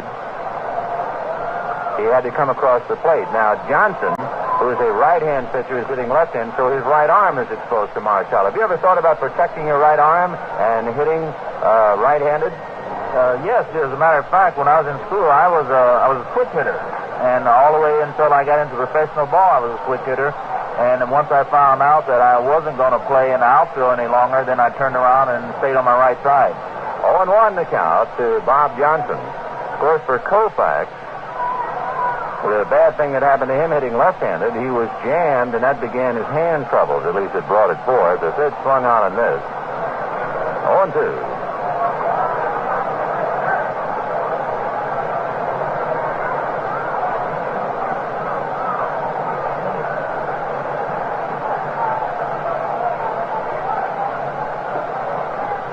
Johnson waiting, 0-2 the count. 2 down, Manny Sanguillen at second base on a 2-base error. Mixed up between Fuentes and Bonds, with Bonds dropping the ball. Marshall to the plate, and it's fouled away. It's still 0-2. In looking at Johnson's swing, he does not appear to be much of a threat with the bat, although I realize anybody up there is a threat. Well, if he gets a hit, I'll be the most surprised person in his ballpark. And you and Juan Marshall. 0-2 the count to Bob Johnson. Just see what he did during the year. He doesn't have a good swing anyway. Johnson, during the season, had 3 hits in 48 at-bats, so that's not much. Here comes a pitch, and it's in the dirt, all the way to the backstop. Down to third goes Sanguillen, and that went right through Dietz's leg. It's a wild pitch. I don't know. Maybe it's because I'm sitting here with a pitcher. But on a pitch that goes between the catcher's legs, I would think he should be able to block most of those. Yeah, that's something that I just never could understand. You can understand when the ball goes off to either side, it hits in front of him and bounces over his head. But I just can't, for the life of me, I can't understand how it would go directly between his legs. 1-2 the count to Bob Johnson. That's the second wild pitch in this game. Both of them charged to Marichal. Here's the 1-2 pitch on the way to Johnson. Swung on and missed right there. It looked like maybe the screwball, and he hammered him to the barn door with it. So that'll do it. 4 strikeouts for Marichal. No runs, a 2-base error, and a wild pitch, but it didn't cost anything. And at the end of 5, Pirates 1, Giants nothing.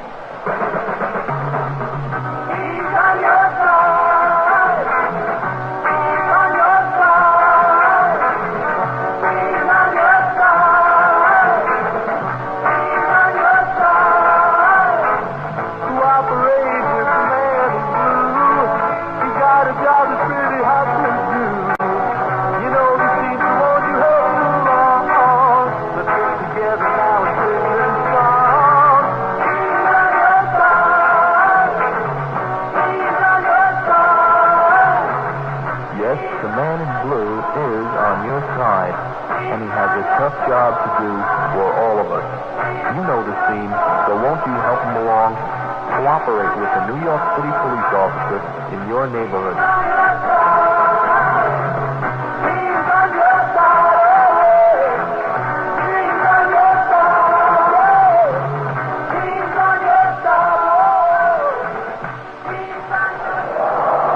While we have a break in the action, we'll pause 30 seconds for this message.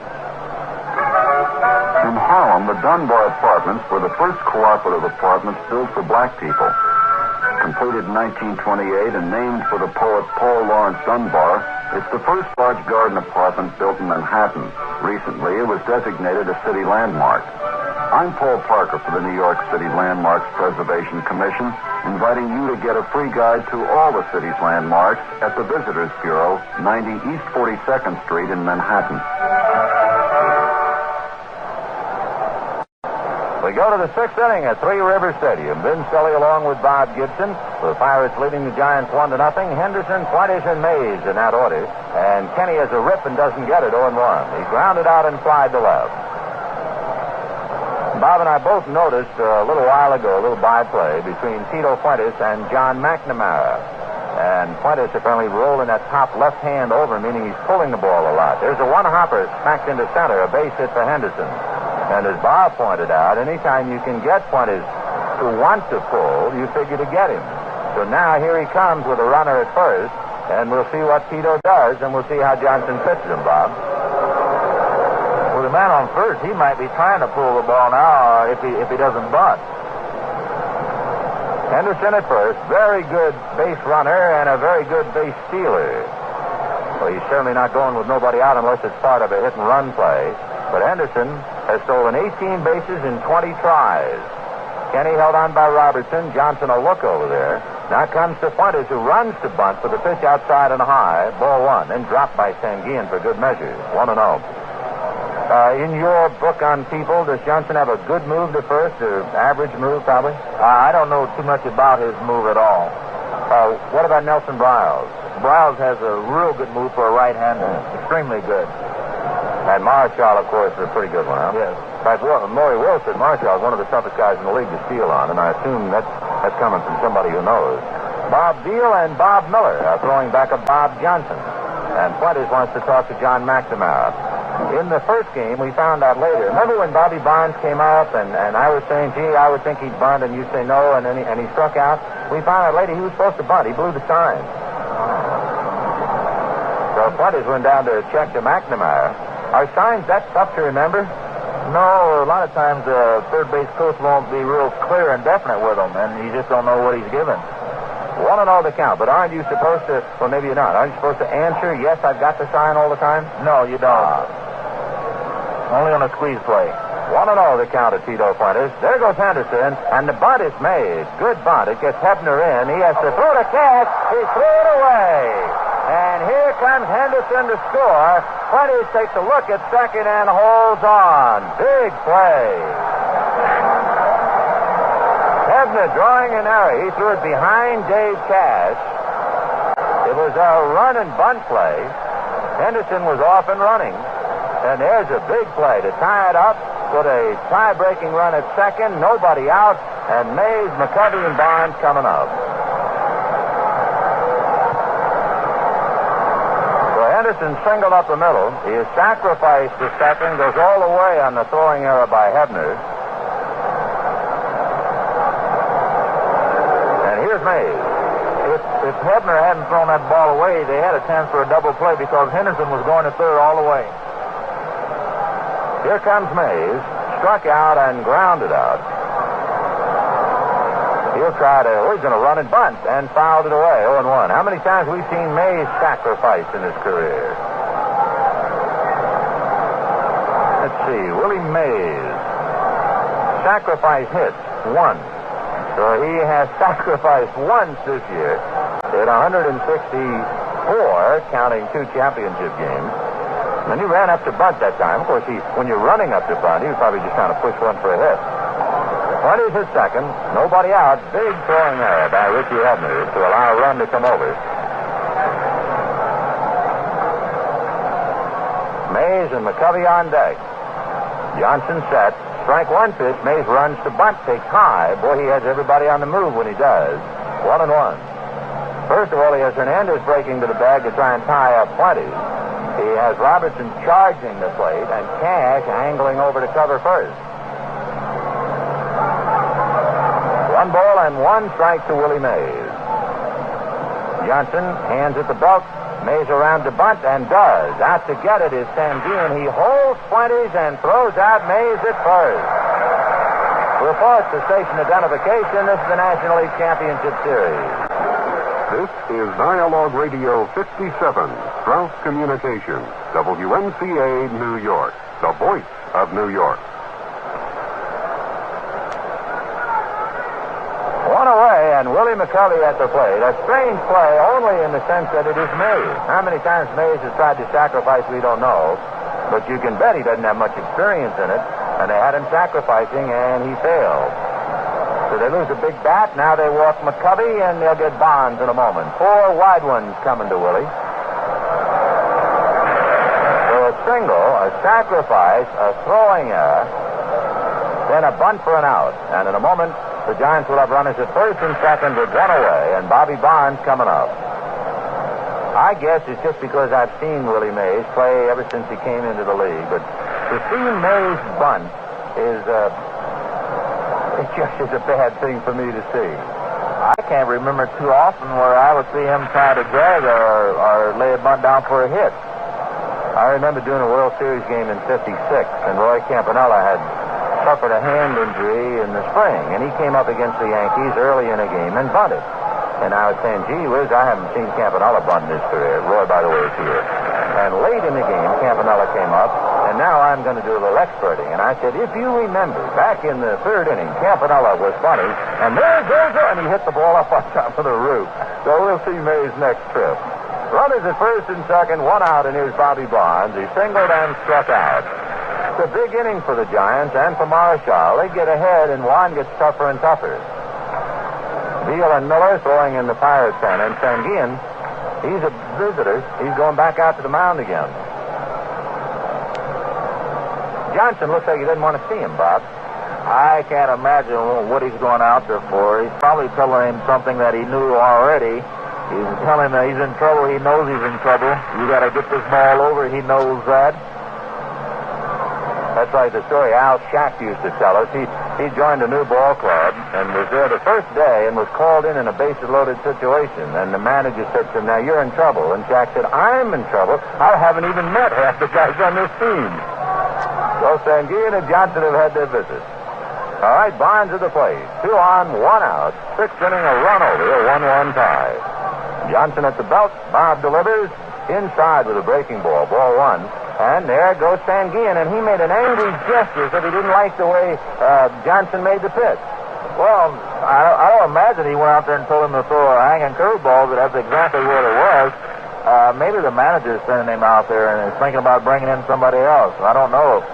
With him only pitching a few innings, maybe this is about as long as he can go. Yeah, Sanguillen is really staying on him. Of course, we don't know Bob Johnson. He might be one of those fellows who is too relaxed, and Sanguillen might be trying to pump him up and get him a little angry. But as soon as that pitch was made, Sanguillen made that sidearm gesture just to say, throw the ball. Well, the count is 1 ball and no strikes to Bobby Bonds. 20's at second, McCovey at first, 1 out. 1-1 tie in the 6th. Johnson ready, here he comes. Fastball outside, ball 2. Johnson came very close to getting into a big mess of trouble in the 2nd inning. First 2 men came up with base hits. And he came within a ball of loading deep with the bases loaded, and he eventually struck Dietz out. He's flirting with dynamite here with Bonds.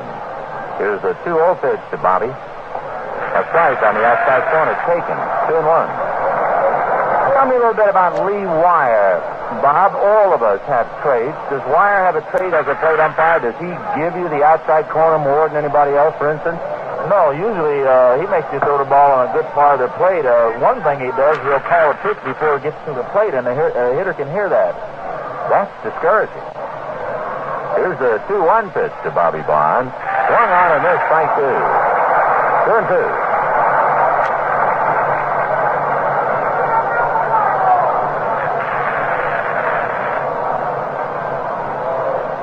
Bobby Bonds back up there. 1 out. 20's at second. McCovey at first. Bonds wearing a kind of a girdle affair.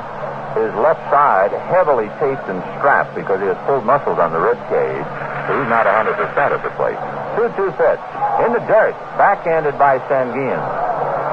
Well, it's kind of a big decision, I guess, and then again, maybe not. They're 2 on, 1 out, 3-2 to Bonds, who strikes out a lot. If you're managing, you don't have the runners going, or do you? No, he strikes out a little bit too much. All right, so Bobby at the plate. He heaves a big sigh. His shoulders went up, and then he dropped them down. That is at second. McCovey at first. 1 out. A full count to Bonds. Johnson ready, and first of all, let's see what the runners do. Cass fakes to the bag, and Johnson backs off the rubbers. Bob Johnson, a last-minute starter for Nelson Bryant, who had a bad right leg and found out it was worse than he thought. He couldn't start. And Johnson has done very well up to here. And an error has really hurt him. 3-2. He checks the runners do not go, and the pitch is swung on and missed. Strike 3.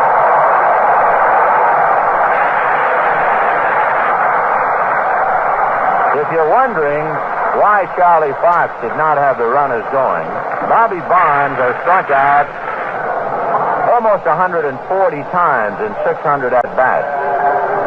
So he leads the Giants in a strikeout. There was a pretty good chance that the runners would stay held. Now here's Dick Dietz with 2 out. Then, you know, we were talking about what the catcher tells the pitcher when he goes out there. I can remember a time when I was pitching against the Giants and Willie Mays was batting with the bases loaded, and the manager came out and told me I'm going to have to strike this guy out. Yeah, great advice. The pitch to Dietz, a strike, 0-1. Boy, are the Giants taking pitches. That's why I wondered about whether Wire was giving the outside corner more than he normally did or just what. Dietz back up there. Johnson has struck out a half a dozen. He got Dietz with 2 on in the second inning, and he's trying to get him with 2 on in the sixth. It's a 1-1 tie. Strike 1 pitch. Just outside, 1-1. Apparently, that's his method of attack. He's staying away all day. Yeah, now I can probably understand why he was a little bit disturbed with Sanguin. Possibly he was wanting him to come inside with the ball, and he didn't want to. 1-1 the count to Dick Dietz. 2 out. Johnson ready. 1-1 pitch is just outside, and Sanguin's angry. He thought he had a strike. 2-1. Manny, muttering, walks halfway out to the mound. He has his mask on, but just by looking at him, you know his mouth is flapping. 2-1 the count. I'm angry, too. I want that pitch. Every pitcher in the park wanted that one. 2-1 the count to Dick Dietz. Alan Gallagher on deck. A 1-1 tie with 2 out in the 6th inning. 20s at second. McCovey at first. 2 out. 2-1 pitch. Dietz swings and misses, and he looked like he was a little ahead of that. He was guessing. I think that might have been a slider or something. It wasn't quite as hard as those other pitches. Yeah, Dietz had to be guessing fastball. So he's hurting now. 2 balls and 2 strikes. On this kind of a pitch, 2-2, the pressure would appear to be on the hitter, 3-2 on the pitcher. Huh? Yes. Johnson ready, here he comes. High, ball 3, and one of the few times he really came inside, but it was above the eyes. Full count, 2 down, runners going. Do you think Dietz is even thinking location right now, or just trying to hit the ball? He might be thinking a home run. Most guys that can hit the ball out of the park are thinking a home run. And if you throw him a breaking ball right now, he'd probably strike out. Here comes Johnson, and the pitch is high, ball 4 to load him up. And Johnson apparently thought he had that one. So Johnson walks 6 deep, so the bases are loaded with 2 down, and Alan Gallagher the batter. And one thing, he stayed with his fastball. He was a little leery, I guess, at hanging something there. You know, sometimes when I'm out there pitching and the umpire calls the ball that I thought was a strike, I have a urge to go in and pull his mask up and punch him right in the nose. It might have been that Johnson was that angry, and I'm sure all competitors get that way, and the umpires understand. For a while, they'll give you a little bit of time to blow off steam. Here's Gallagher, bases loaded 2 out, and Johnson's going to go out of a stretch. He might lose a little something in speed, but I guess he feels he's better off control-wise. Fastball is hit foul into the seesaw first base. Well, you sure have the word on Gallagher. I remember the first time he came up at Candlestick, and you were saying how he likes to go to right field. And, boy, he's been wearing the people out down right field line all series long. 20s at third, McCovey at second, Dietz at first. 2 out, a run over in the 6th. A 1-1 tie. Johnson out of a stretch. Strike 1 pitch.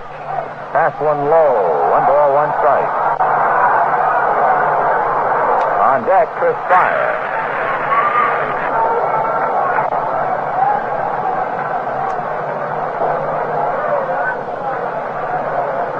Gallagher bends at the knees and waits. He's up from the knob a little bit. 1-1 to Allen. Next one outside, ball 2, and now Johnson is hurting a bit. He's in a spot where he's just got to throw strikes. And there goes Sanguin paying him another visit. He's probably saying, Bob, you've got to throw strikes. Exactly. Bob's saying, yes, I know it. Yeah, thanks a lot for television. Johnson up on top, set at the belt. 2-1 pitch is popped in the air, foul off first base. It'll be out of play. Go into the side. Sanguin and Robertson over to take a look. You were talking about trips to the mound, the catcher going to the mound, the manager's going to the mound, and a lot of times people want to know, what are you talking about? What does the manager say when he comes out there? And many times it comes out here and says, if you don't get this next guy out, I'm going to take you out of the ball game. And I know, although I can't say many players, but there are players who go to the mound just because out of nerves they have to do something to break the spell for a moment. Will's told me about that. Sanguine might just be a nervous guy who has to move around a lot. 2-2 to Alan Gallagher. Johnson, in a big inning for him now, delivers. Gallagher takes just low. He is only missing by this much, but of course you can hang by that much. So a full count, 2 down, the runners will be going. And this, do you think this pitch might decide Johnson's future? If it's ball 4 or base hit, he's on the very edge of coming out, I guess. All right. I'm almost positive if he doesn't get this guy out, they're going to bring somebody else in. You can't afford to give up too many runs in these kind of games, especially against Marshall. Full count. Gallagher waiting. Johnson heaves a sigh, reading Sanguine, now out of his stretch. Gallagher waiting. Runners go, and the pitch is a bouncer over the mound down to Hernandez. He's up with it and throws him out. And the pressure is over for Johnson.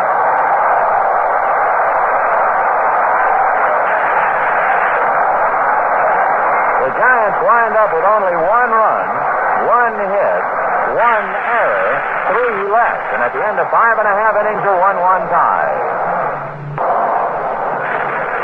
Bottom of the 6th inning, a 1-1 tie. Dave Cash, Richie Hebner, and Roberto Clemente. A run, 4 hits, and an error for the Giants.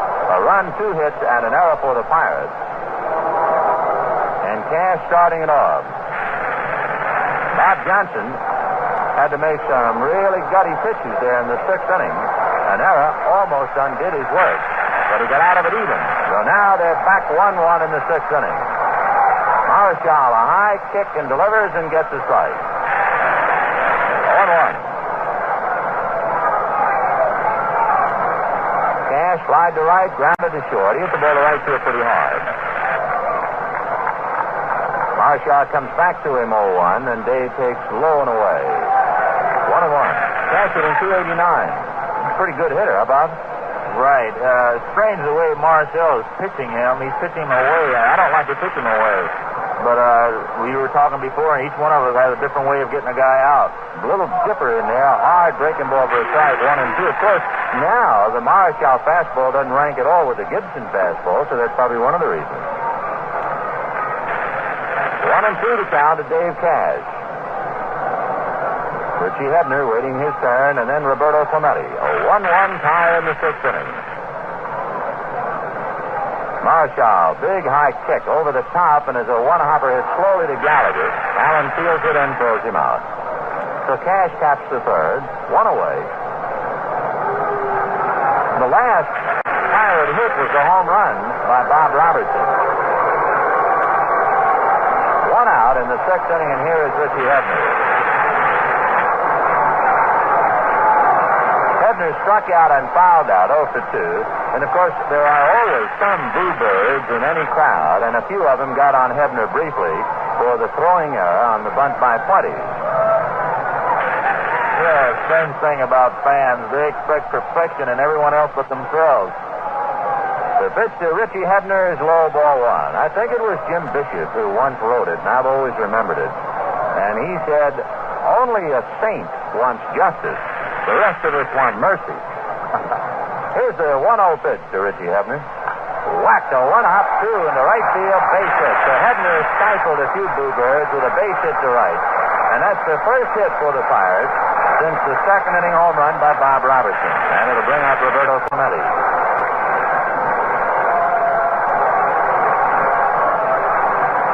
The Giants have 1 run, 4 hits. The Pirates 1 run, 3 hits. Clemente singled up the middle and struck out. He's 1 for 2.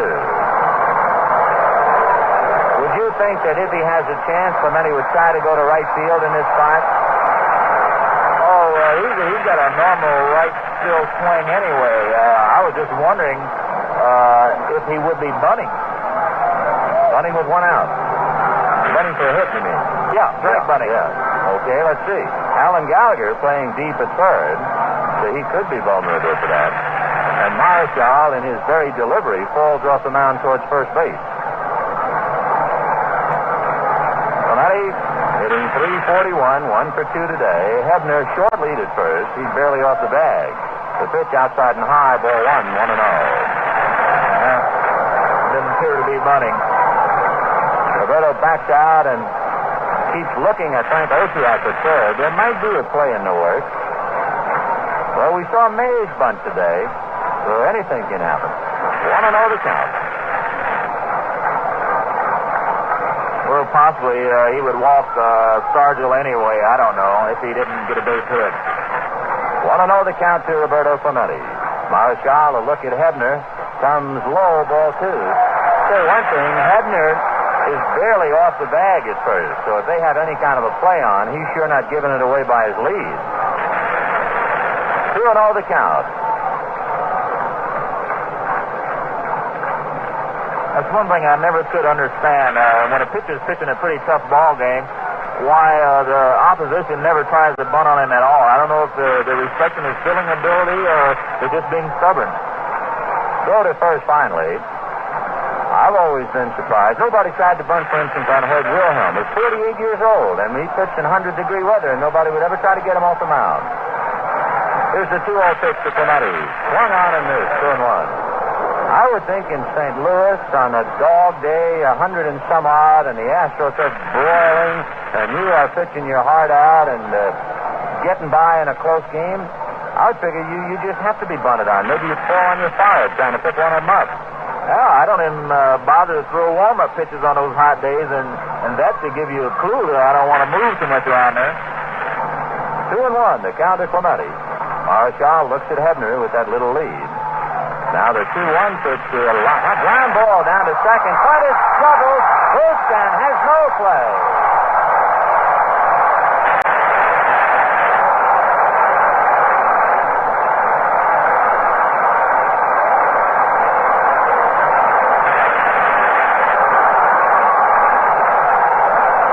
Drilled the ball, and in one respect you could say he hit the ball hard enough for an easy double play. In the other respect, he hit it hard enough for Fuentes to start to juggle it, and Cito was in such a hurry to start something, he wound up with nothing but an error. So there's a giant mistake just as the top fly that was dropped.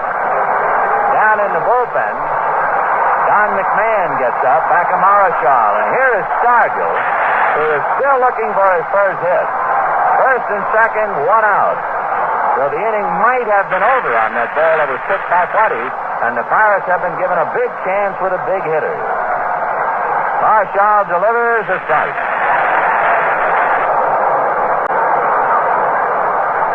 Richie Hebner at second base.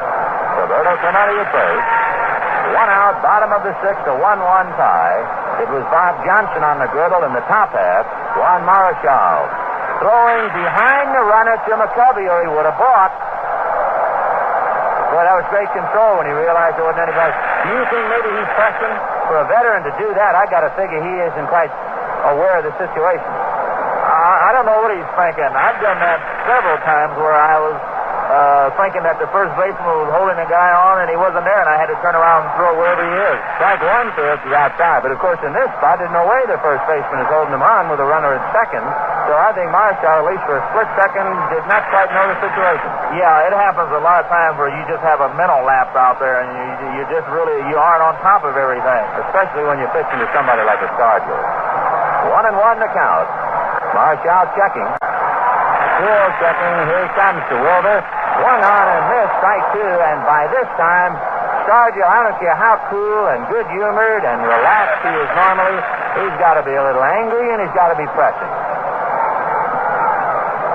He's 0 for 2 today. Stargell is 0 for 11. He has not had a hit in the series, and of course he's in another big spot. Clemente, a very big lead. Hebner short at second. Here's the 1-2 pitch to Stargell. Marshall deals outside. Ball 2. McMahon has stopped throwing in the Giants' end. Now Jerry Johnson is throwing.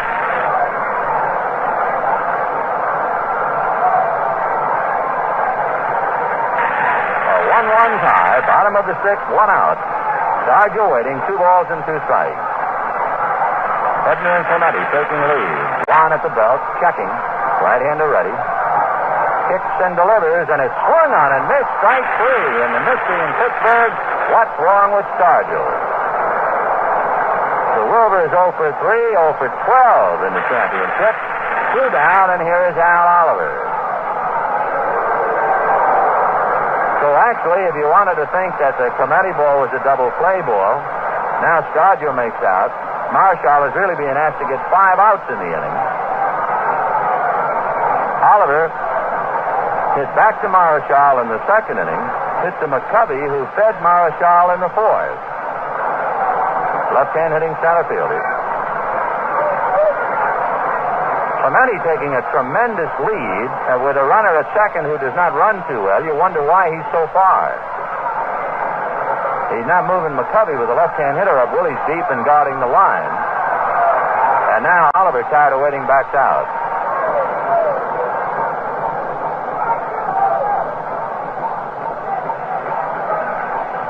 Oliver back up to the plate. With Oliver up there, the whole right side is deep. Fuentes is out on the rug in shallow right field. Marshall delivers as Paper goes by the mound and misses outside, ball 1. That could have been an asset for him as the Paper went by his feet to distract the hitter. And, of course, for Marshall to pitch with a little gust of wind, that was a touch of home for him.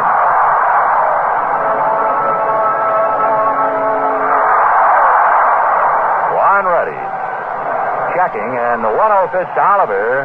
Screwball miss, ball 2. On deck, Bob Robertson, who has been a one-man gang so far for Pittsburgh.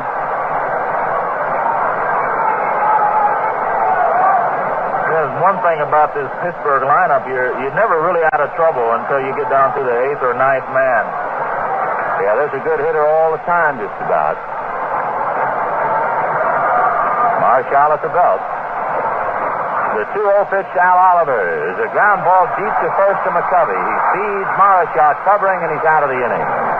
And for Juan, it should be pointed out, he has not walked a batter in 6 innings, so he's right on his game. No runs, 1 hit, an error, 2 left. And at the end of 6, Giants 1, Pirates 1. As we go to the 7th inning, Vin Scully along with Bob Gibson from Three Rivers Stadium in Pittsburgh. Fine ball game. Bob Johnson, who was dropped in at the start when Nelson Briles was unable to answer the bell, and Juan Marichal, and they're all locked up at 1 apiece. The Giants 1 run, 4 hits, 2 errors. The Pirates 1 run, 3 hits, and 1 error. The Giants will have Chris Spire, Juan Marichal, and then Kenny Henderson. In the regular season, by the way, the Giants made 179 errors. The Pirates only 131. So the Pirates would figure to be the better team defensively. Johnson delivers, and Spire rolls 1 to short. Hernandez on the run, throws low, but it's scooped out by Robertson, 1 away. Luke Walker, young left-hander, throwing in the Pirate bullpen. He might be just getting in some work. Walker, a starter, a long man. When they want a spot left-hander, they usually use Bob Veal. It should also be pointed out, in a tie, Johnson is due to bat 4th in the 7th inning. And as a thinking hitter, they're giving Walker plenty of time to warm up. Here's Juan Marichal. 1 out in the 7th inning, a 1-1 tie.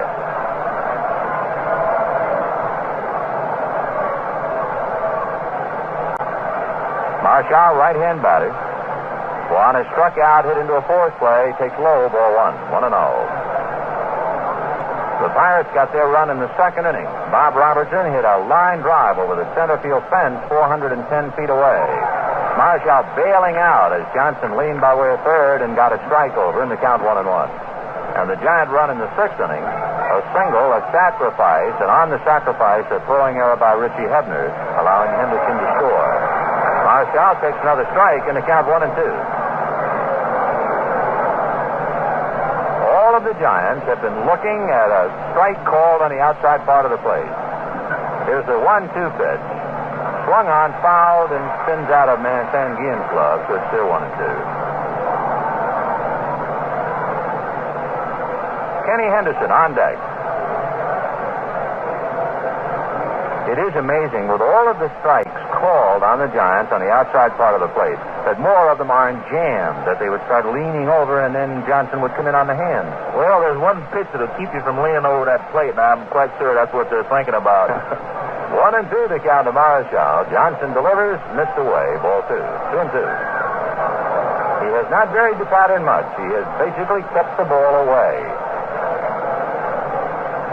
2-2 to Marshall. Pitch is fouled back out of play. 2-2. If the Giants lose this ball game, and if they come up a run short, they might go back to that 6th inning and mutter. They had a big chance, and they had Mays bunt, and it didn't work. And, of course, remember they had a big chance Sunday and had Duffy bunt, and it didn't work.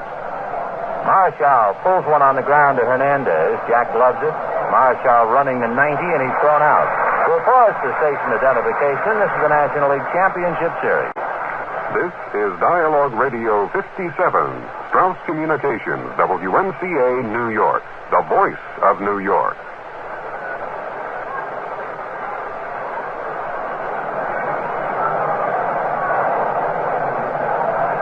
Kenny Henderson coming up.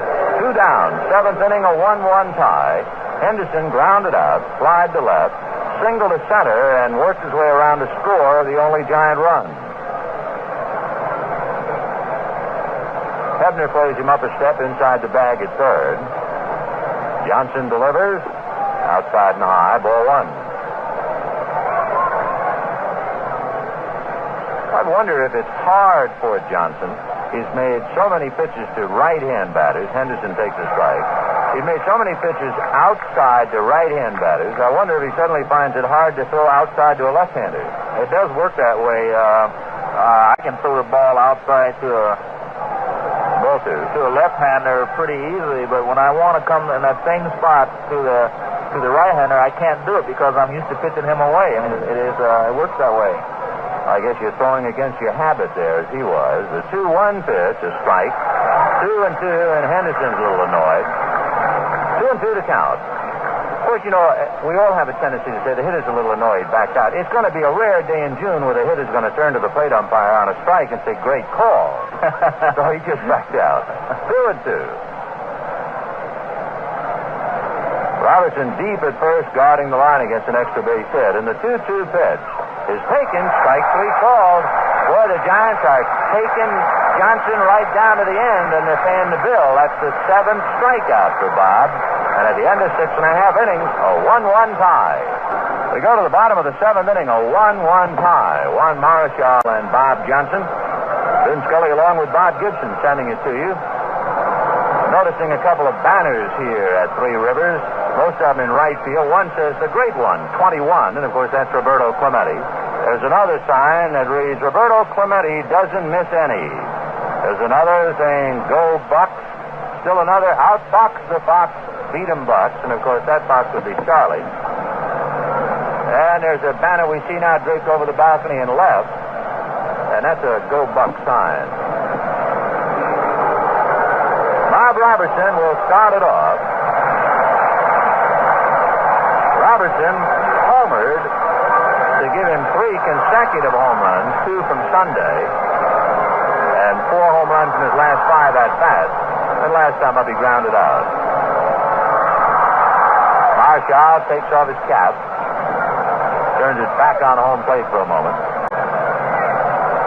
And Bob Robertson will be checking into the plate.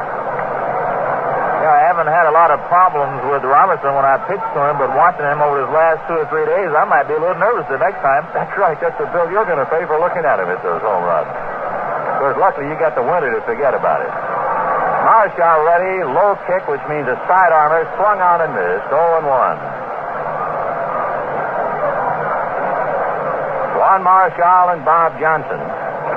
We told you that Johnson's spot is due up 4th. And if they hit, they've got the man ready. Dave Justy is now throwing, and he's the number 1 relief man. Strike 1 pitch outside, 1 ball, 1 strike. I'll say one thing. Bob Johnson has done a sensational job for a guy who didn't figure to pitch. And was suddenly forced to go to the mound in the 1st inning when Nelson Biles could not even start.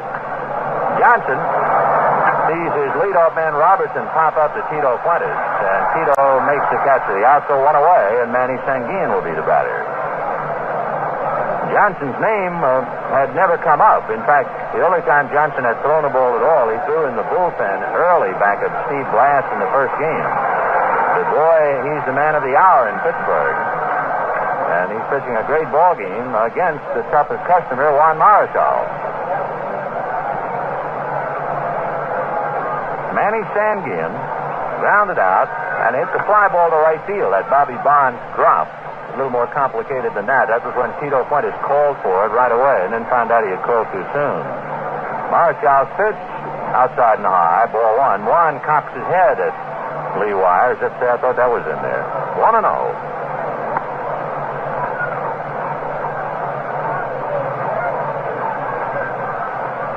Sanguin hits one by the mound down to second base. Up with it is Tito to throw him out. So Manny's gone. 2 away.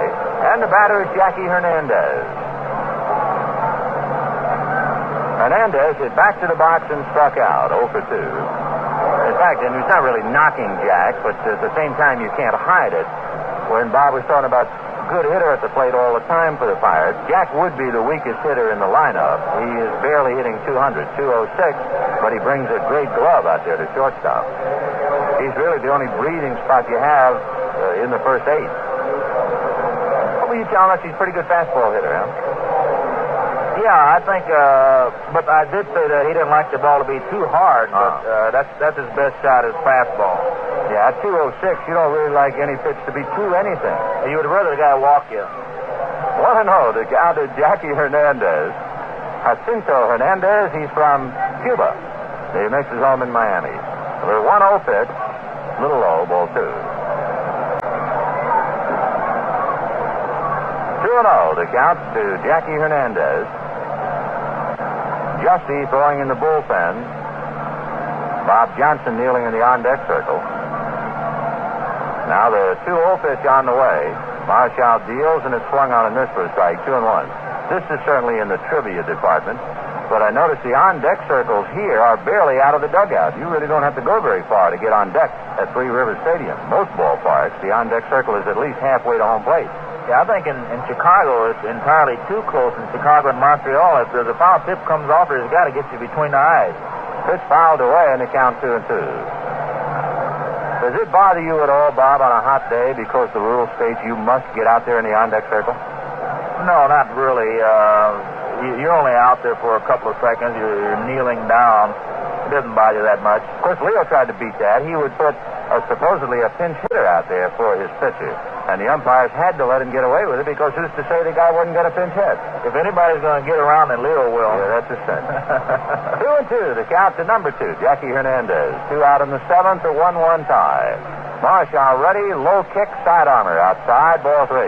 If they want to beat that loophole, they would make the pinch hitter kneel alongside the pitcher then. That way you got everything covered. But there's no problem here. Full count to Jackie Hernandez. Marichal trying to get him and end the inning. 3-2 pitch to Jack. Side armor, half swing foul, and the bat goes out to the mound and is picked up by 1. 3-2 the count. You ever been hit by a bat?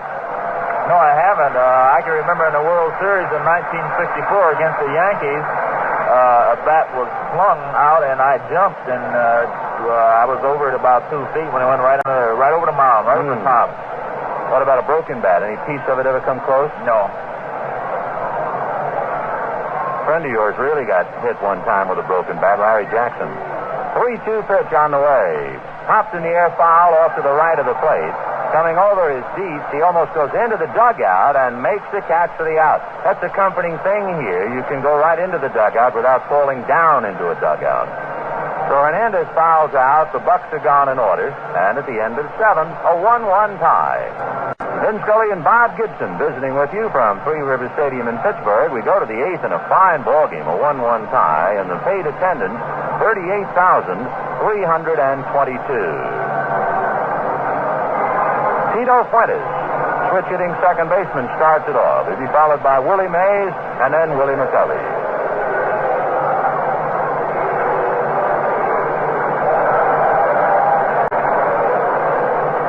Bob Johnson checking and Tito at the plate. Johnson to the windup and delivers, and he swings and misses. Does Tito 0-1. twice flied to right, sacrificed in the 6th inning, and that's when Hebner threw the ball away for the only giant run. He tries to poke one and slashes it foul into the crowd off third base. 0-2.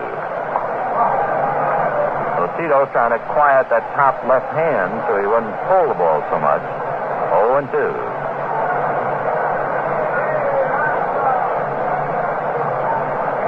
Johnson ready and delivers, and he pulls a ground ball to the hole over to plug it up his Cash. Close play, and he just did get him.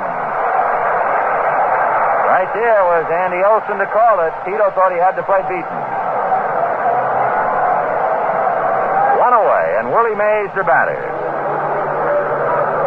Mays struck out in the 1st inning, grounded to short in the 4th, and bunted in the 6th. He was thrown out.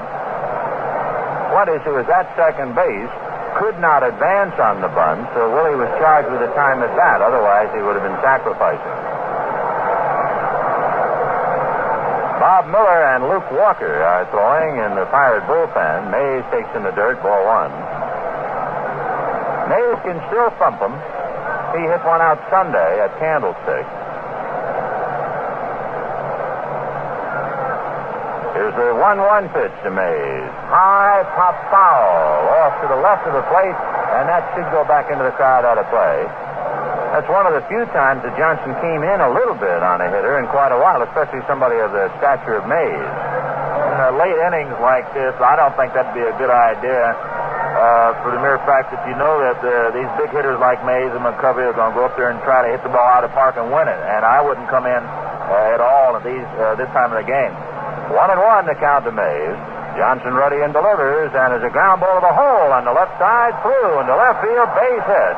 Mays a turn and a holding, and Johnson now has his hands full. Not only must he contend with Mays, who likes to steal a base and still can, but he has to look down the gun barrel of Willie McCovey.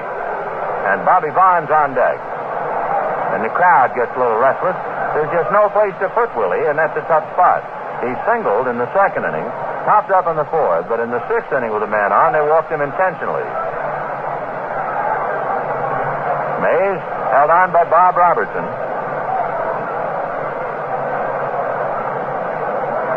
Mays takes his lead to pitch to McCovey, foul back, 0-1. Mays this year, despite the fact he's playing the back 9 in baseball, he has stolen 23 bases and been caught only 3.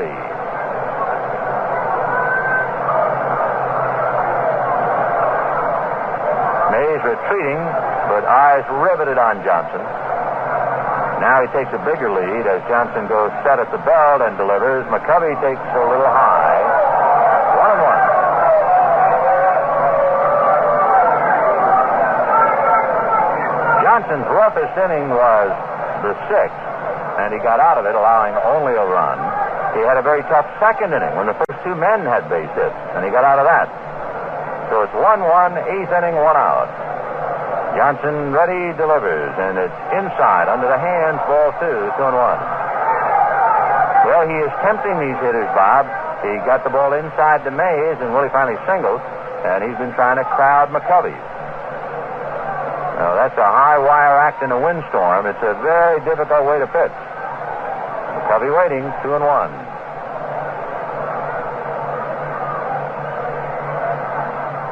Johnson, hands at the belt, comes to McCovey on the hands, and there's a fly ball to right field. He didn't get enough of it, and Clemente will catch it for the out. I'm wrong again. No, not wrong. He just had a little more than we thought.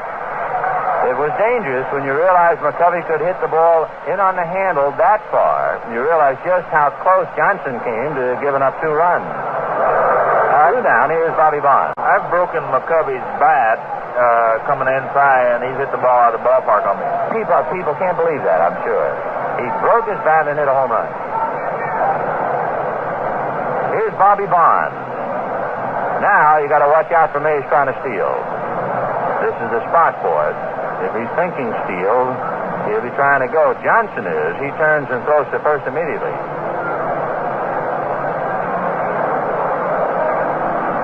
Mays taking his lead. Bobby Bonds waiting.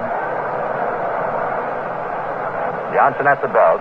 Turns, and he drives Mays back. Of course, among other things, he's probably doing to Mays what most pitchers do to Will. He's at that age where you just keep running him to tire him out. Johnson watching Mays again. He doesn't go. Barnes takes in the dirt. Ball one. Throw to first, and Mays just did get back. Boy, Stangean hurried that thing to Robertson. Now, Willie just did get to the bag. 1-0 the count. Bobby Bonds singled and struck out twice. Dick Dietz on deck. Bob Johnson has struck out 7. He looks at Mays, and the pitch to Bonds swung on and missed. 1-1. Bobby backed out and kind of tilted to the right. I think he at least felt something, a twinge, or even the corset that he's wearing might have been biting a little on the left side. 1-1 the count to Bobby Bonds.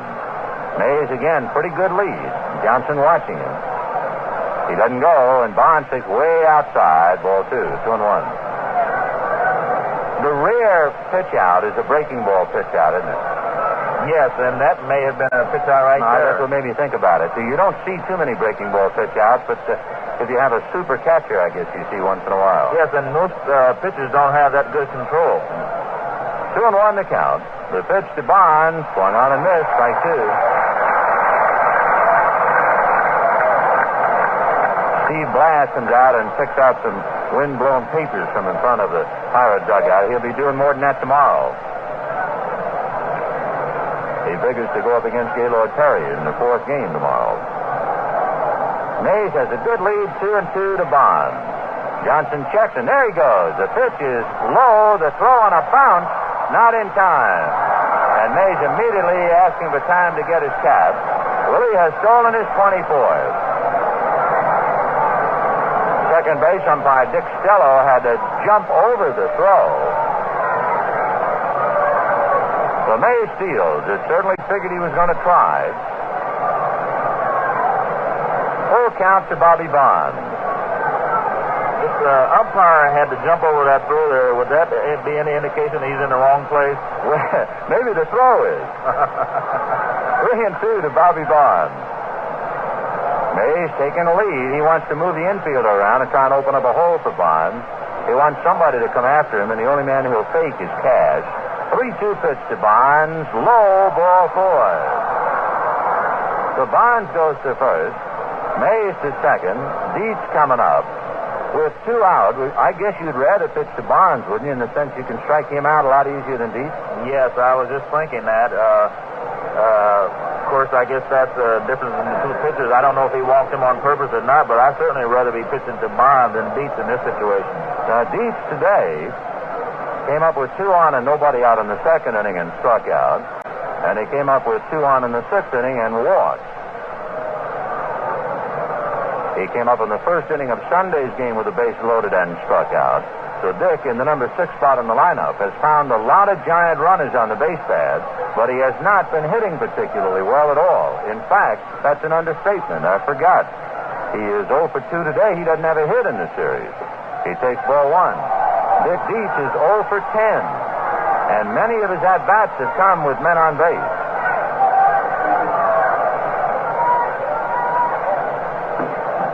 Dick did not hit well against the Pirates. He hit under 230 against them during the year. The pitch to Dietz, very high.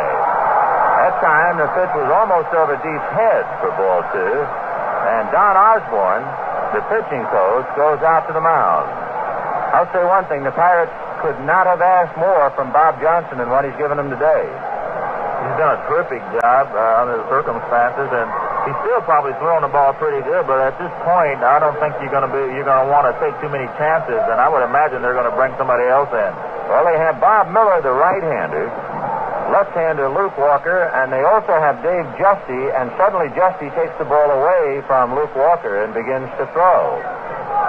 Osborne might be just taking some time. We have a break in the action. We'll pause 30 seconds for this message. 5th precinct.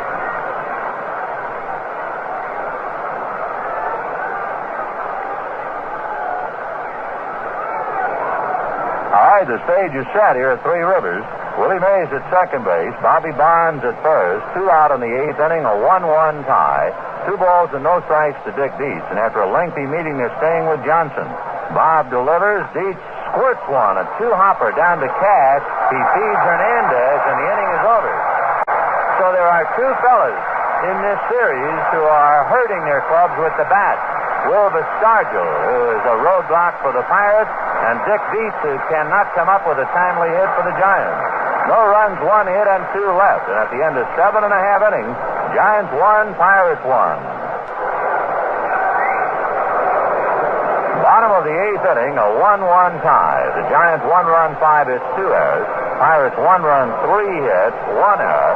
Vic Davalillo will be coming up to bat for Bob Johnson. And, of course, you were teammates of Vic, so you know all about him, Bob. Yes, Vic is a first ball fastball hitter. He can pull a ball. He can hit it out of the ballpark. He's real fast.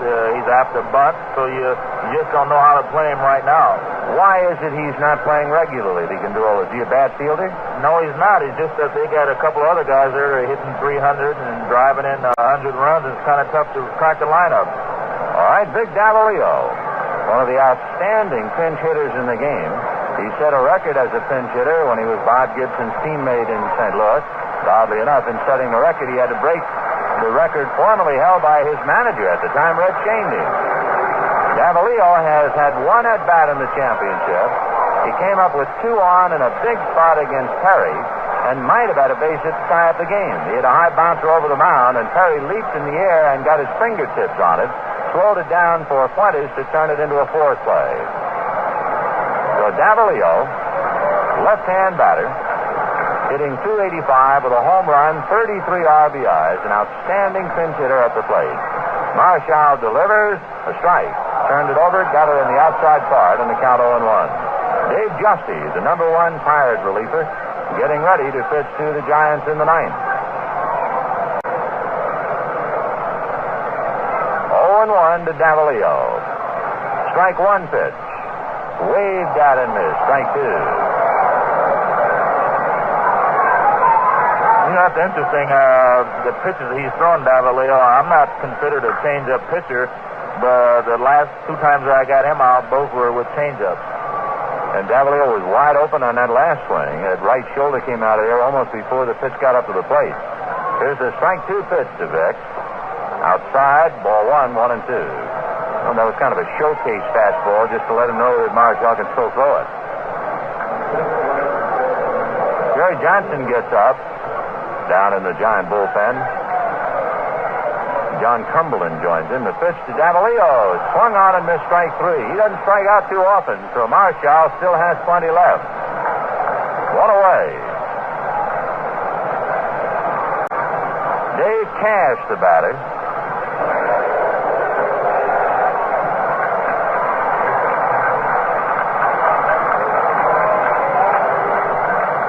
That's a half a dozen strikeouts for Marshall. Cash is flied to right, grounded to short, grounded to third. So Dave is 0 for 3. He fouls one away, 0-1. Cash came into today's game with 5 hits in the preceding 2, and Marshall has wrapped him up.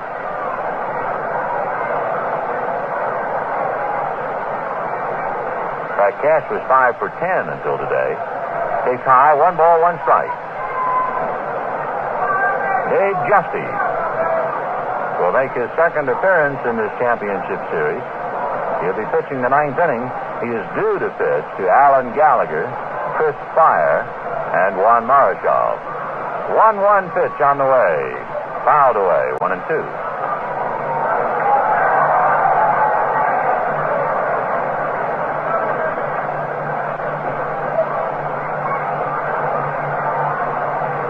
Pirates scored in the 2nd inning. The Giants scored in the 6th. They're now in the bottom of the 8th, all locked up, 1-1. Marshall checking deep. Here's the 1-2 pitch on the way to Cash. He grounds it down to short. Fire up with the ball. Fires to McCovey in time for the out. So Dave Cash draws some blanks 0 for 4. And with 2 out, Richie Hebner, the batter. Hebner has struck out, fouled out, singled, and his throwing error gave the Giants their only run. Richie has figured prominently in the game up to here.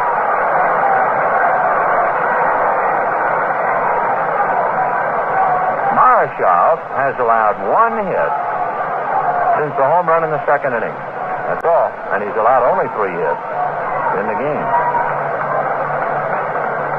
So as usual, he has risen to the occasion. The pitch to Richie Hebner, outside, ball 1. Bob Robertson, you can't say enough for the job he did. Nelson Biles had a pulled hamstring, thought he was all right, went to the bullpen to start warming up for the game and couldn't make it. The 1-0 pitch to Hebner, ground ball foul outside of first, and he broke his bat, 1-1. I think, I'm only guessing that time, that was a screwball inside, and that Hebner cracked the bat with it. So he has to get another stick. Richie has disappeared into the Pirate dugout.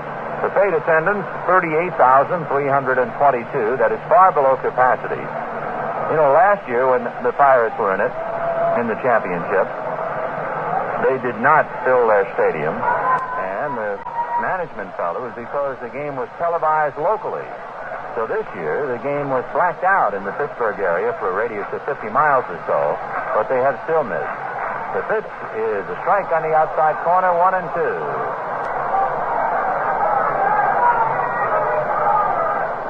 1-2 to Richie Hebner. 2 out in the 8th inning, a 1-1 tie. Marshall leans on his knees, looks for a sign.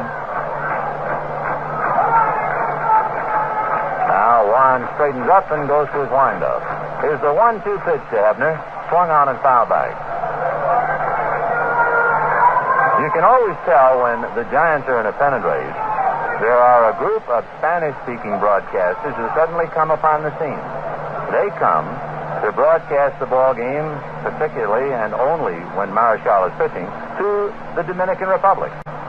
So Juan's a big man back home, and they're here naturally today. The 1-2 screwball is a drive to right field. Back goes Bond. Go way back to the wall. It's gone.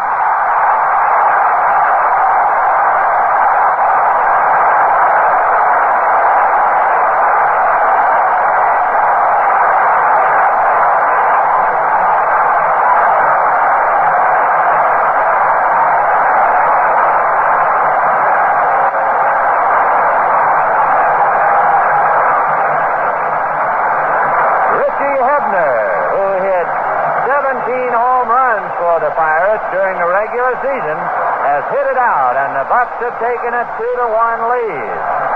And number 2-1 is coming up right now, Roberto Clemente. So the Bucks have 2 runs on home runs by Bob Robertson in the second inning, Richie Hebner in the 8th.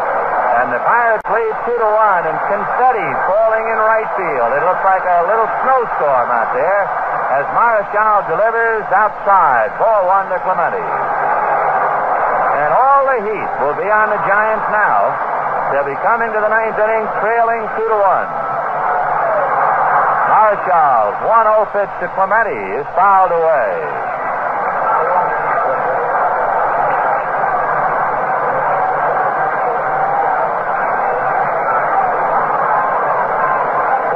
The count to Roberto Clemente. So Marshall, who had given up 27 home runs this year, has given up 2 today, and it's just enough to beat him. He's down 2-1 in the 8th inning. So Juan has allowed 29 home runs. Let's pause the station identification. This is the National League Championship Series. This is Dialogue Radio 57, Strauss Communications, WNCA, New York, the voice of New York. The pitch to Clemente is poked on the ground to Fuentes. Tito up with it and throws him out. But the damage has been done. The Pirates a run on ahead. A home run by Hebner. And at the end of 8, Pirates 2, Giants 1. He's on your side. He's on your side. He's on your side. He's on your side. Cooperate with the man in blue. He got a job that's pretty hard to do. You know the seems to want you helping along. Let's get together now and sing this song.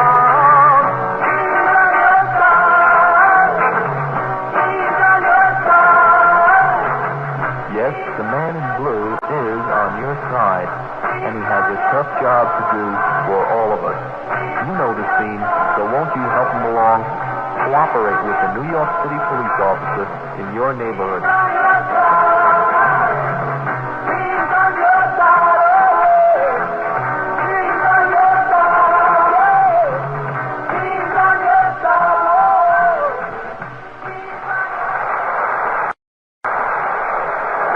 Ninth inning at Three Rivers Stadium. Vin Scully along with Bob Gibson, and the Pirates are leading the Giants 2-1. Dave Justy 5 and 6. Dave saved 30 games up to here, including Sunday's victory. And Justy will be pitching to Jim Hart, who is first up. Hart will bat for Aaron Gallagher. This broadcast and all during the National League, and thanks to the National League, will be sent on American Forces Radio over 400 stations around the world, in Europe, the Middle East, all of Latin America, the Caribbean, covering Alaska, Greenland, Iceland, Arctic and Antarctic, all the Pacific bases, the Philippines, Korea, Japan, Thailand, Vietnam, by three methods: shortwave, voice cable, and voice satellite to Europe. And Bob, you've got some plans, haven't you, to go to the Philippines? That's right. As soon as the World Series is over, I'm going to Philippines, Guam, Okinawa, and Japan. Well, you'll need a lot of the folks then who have been listening to the ball game. Here is Jim Hart batting for Alan Gallagher, and the Giants are down. The Pirates 2, Giants 1 in the ninth. Fastball fouled away 0-1. Bob, what's the way to pitch to Hart? Jim Hart is another one of those hitters that likes to get the ball up and away from him. He's very strong. If you can get it down and away, you're all right, but I like to come in on him. The strike one pitch is in the dirt. 1 ball, 1 strike. Dave Justy, right-hander, who first came on the scene with Houston. He came out of Syracuse University. He was a teammate of yours. Justy, yes. 1-1 pitch on the way. Is a line drive into left center field. Stargell goes to the track and makes the catch.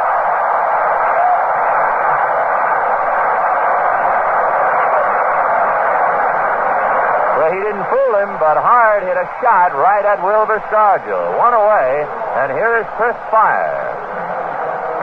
You know, Dave has got that terrific palm ball, and you would think, though, that the hitters will go up there and look for it and they do well, but that's not the case. The ball, it really fools you every time because it looks like he's going to throw it through the catcher, and you're really not sure whether he's going to throw a fastball or not. Well, here's Chris Fire, and he's got to make those decisions right now.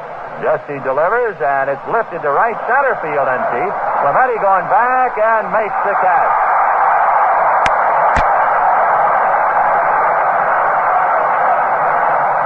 On the message board, it says, beat 'em, Buck, beat 'em, Buck. They've got 1 out to go before they can beat 'em. And standing with his foot in the door is the big kid, Dave Kingman, who will come up and bat for Marischal. Tomorrow, Gaylord Perry figures to go for the Giants, and Steve Blass for the Pirates. They were paired against each other in the opening game, won by Perry and the Giants 5-4. And if Kingman can't do it today, the Giants will then be fighting for their lives tomorrow. Here's the first pitch to Kingman. Swung on and missed. Boy, he came in on him. He challenged him. Good letter-high fastball on the hand. Kingman backs out for a moment. 2 down, 9th inning. Pirates 2, Giants 1. On home runs by Robertson and Hebner. Strike 1 pitch to Kingman. In there, strike 2.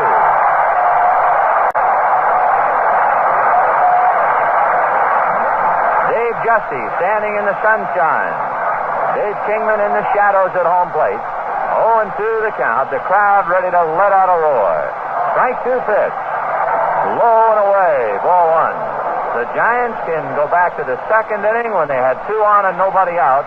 They can go to the 6th inning when they had a runner at 2nd and nobody out and a run over and had Mays bunt. Here's the 1-2 pitch. On the hand, popped in the air, foul. Robertson, the first baseman, is there. He's got it.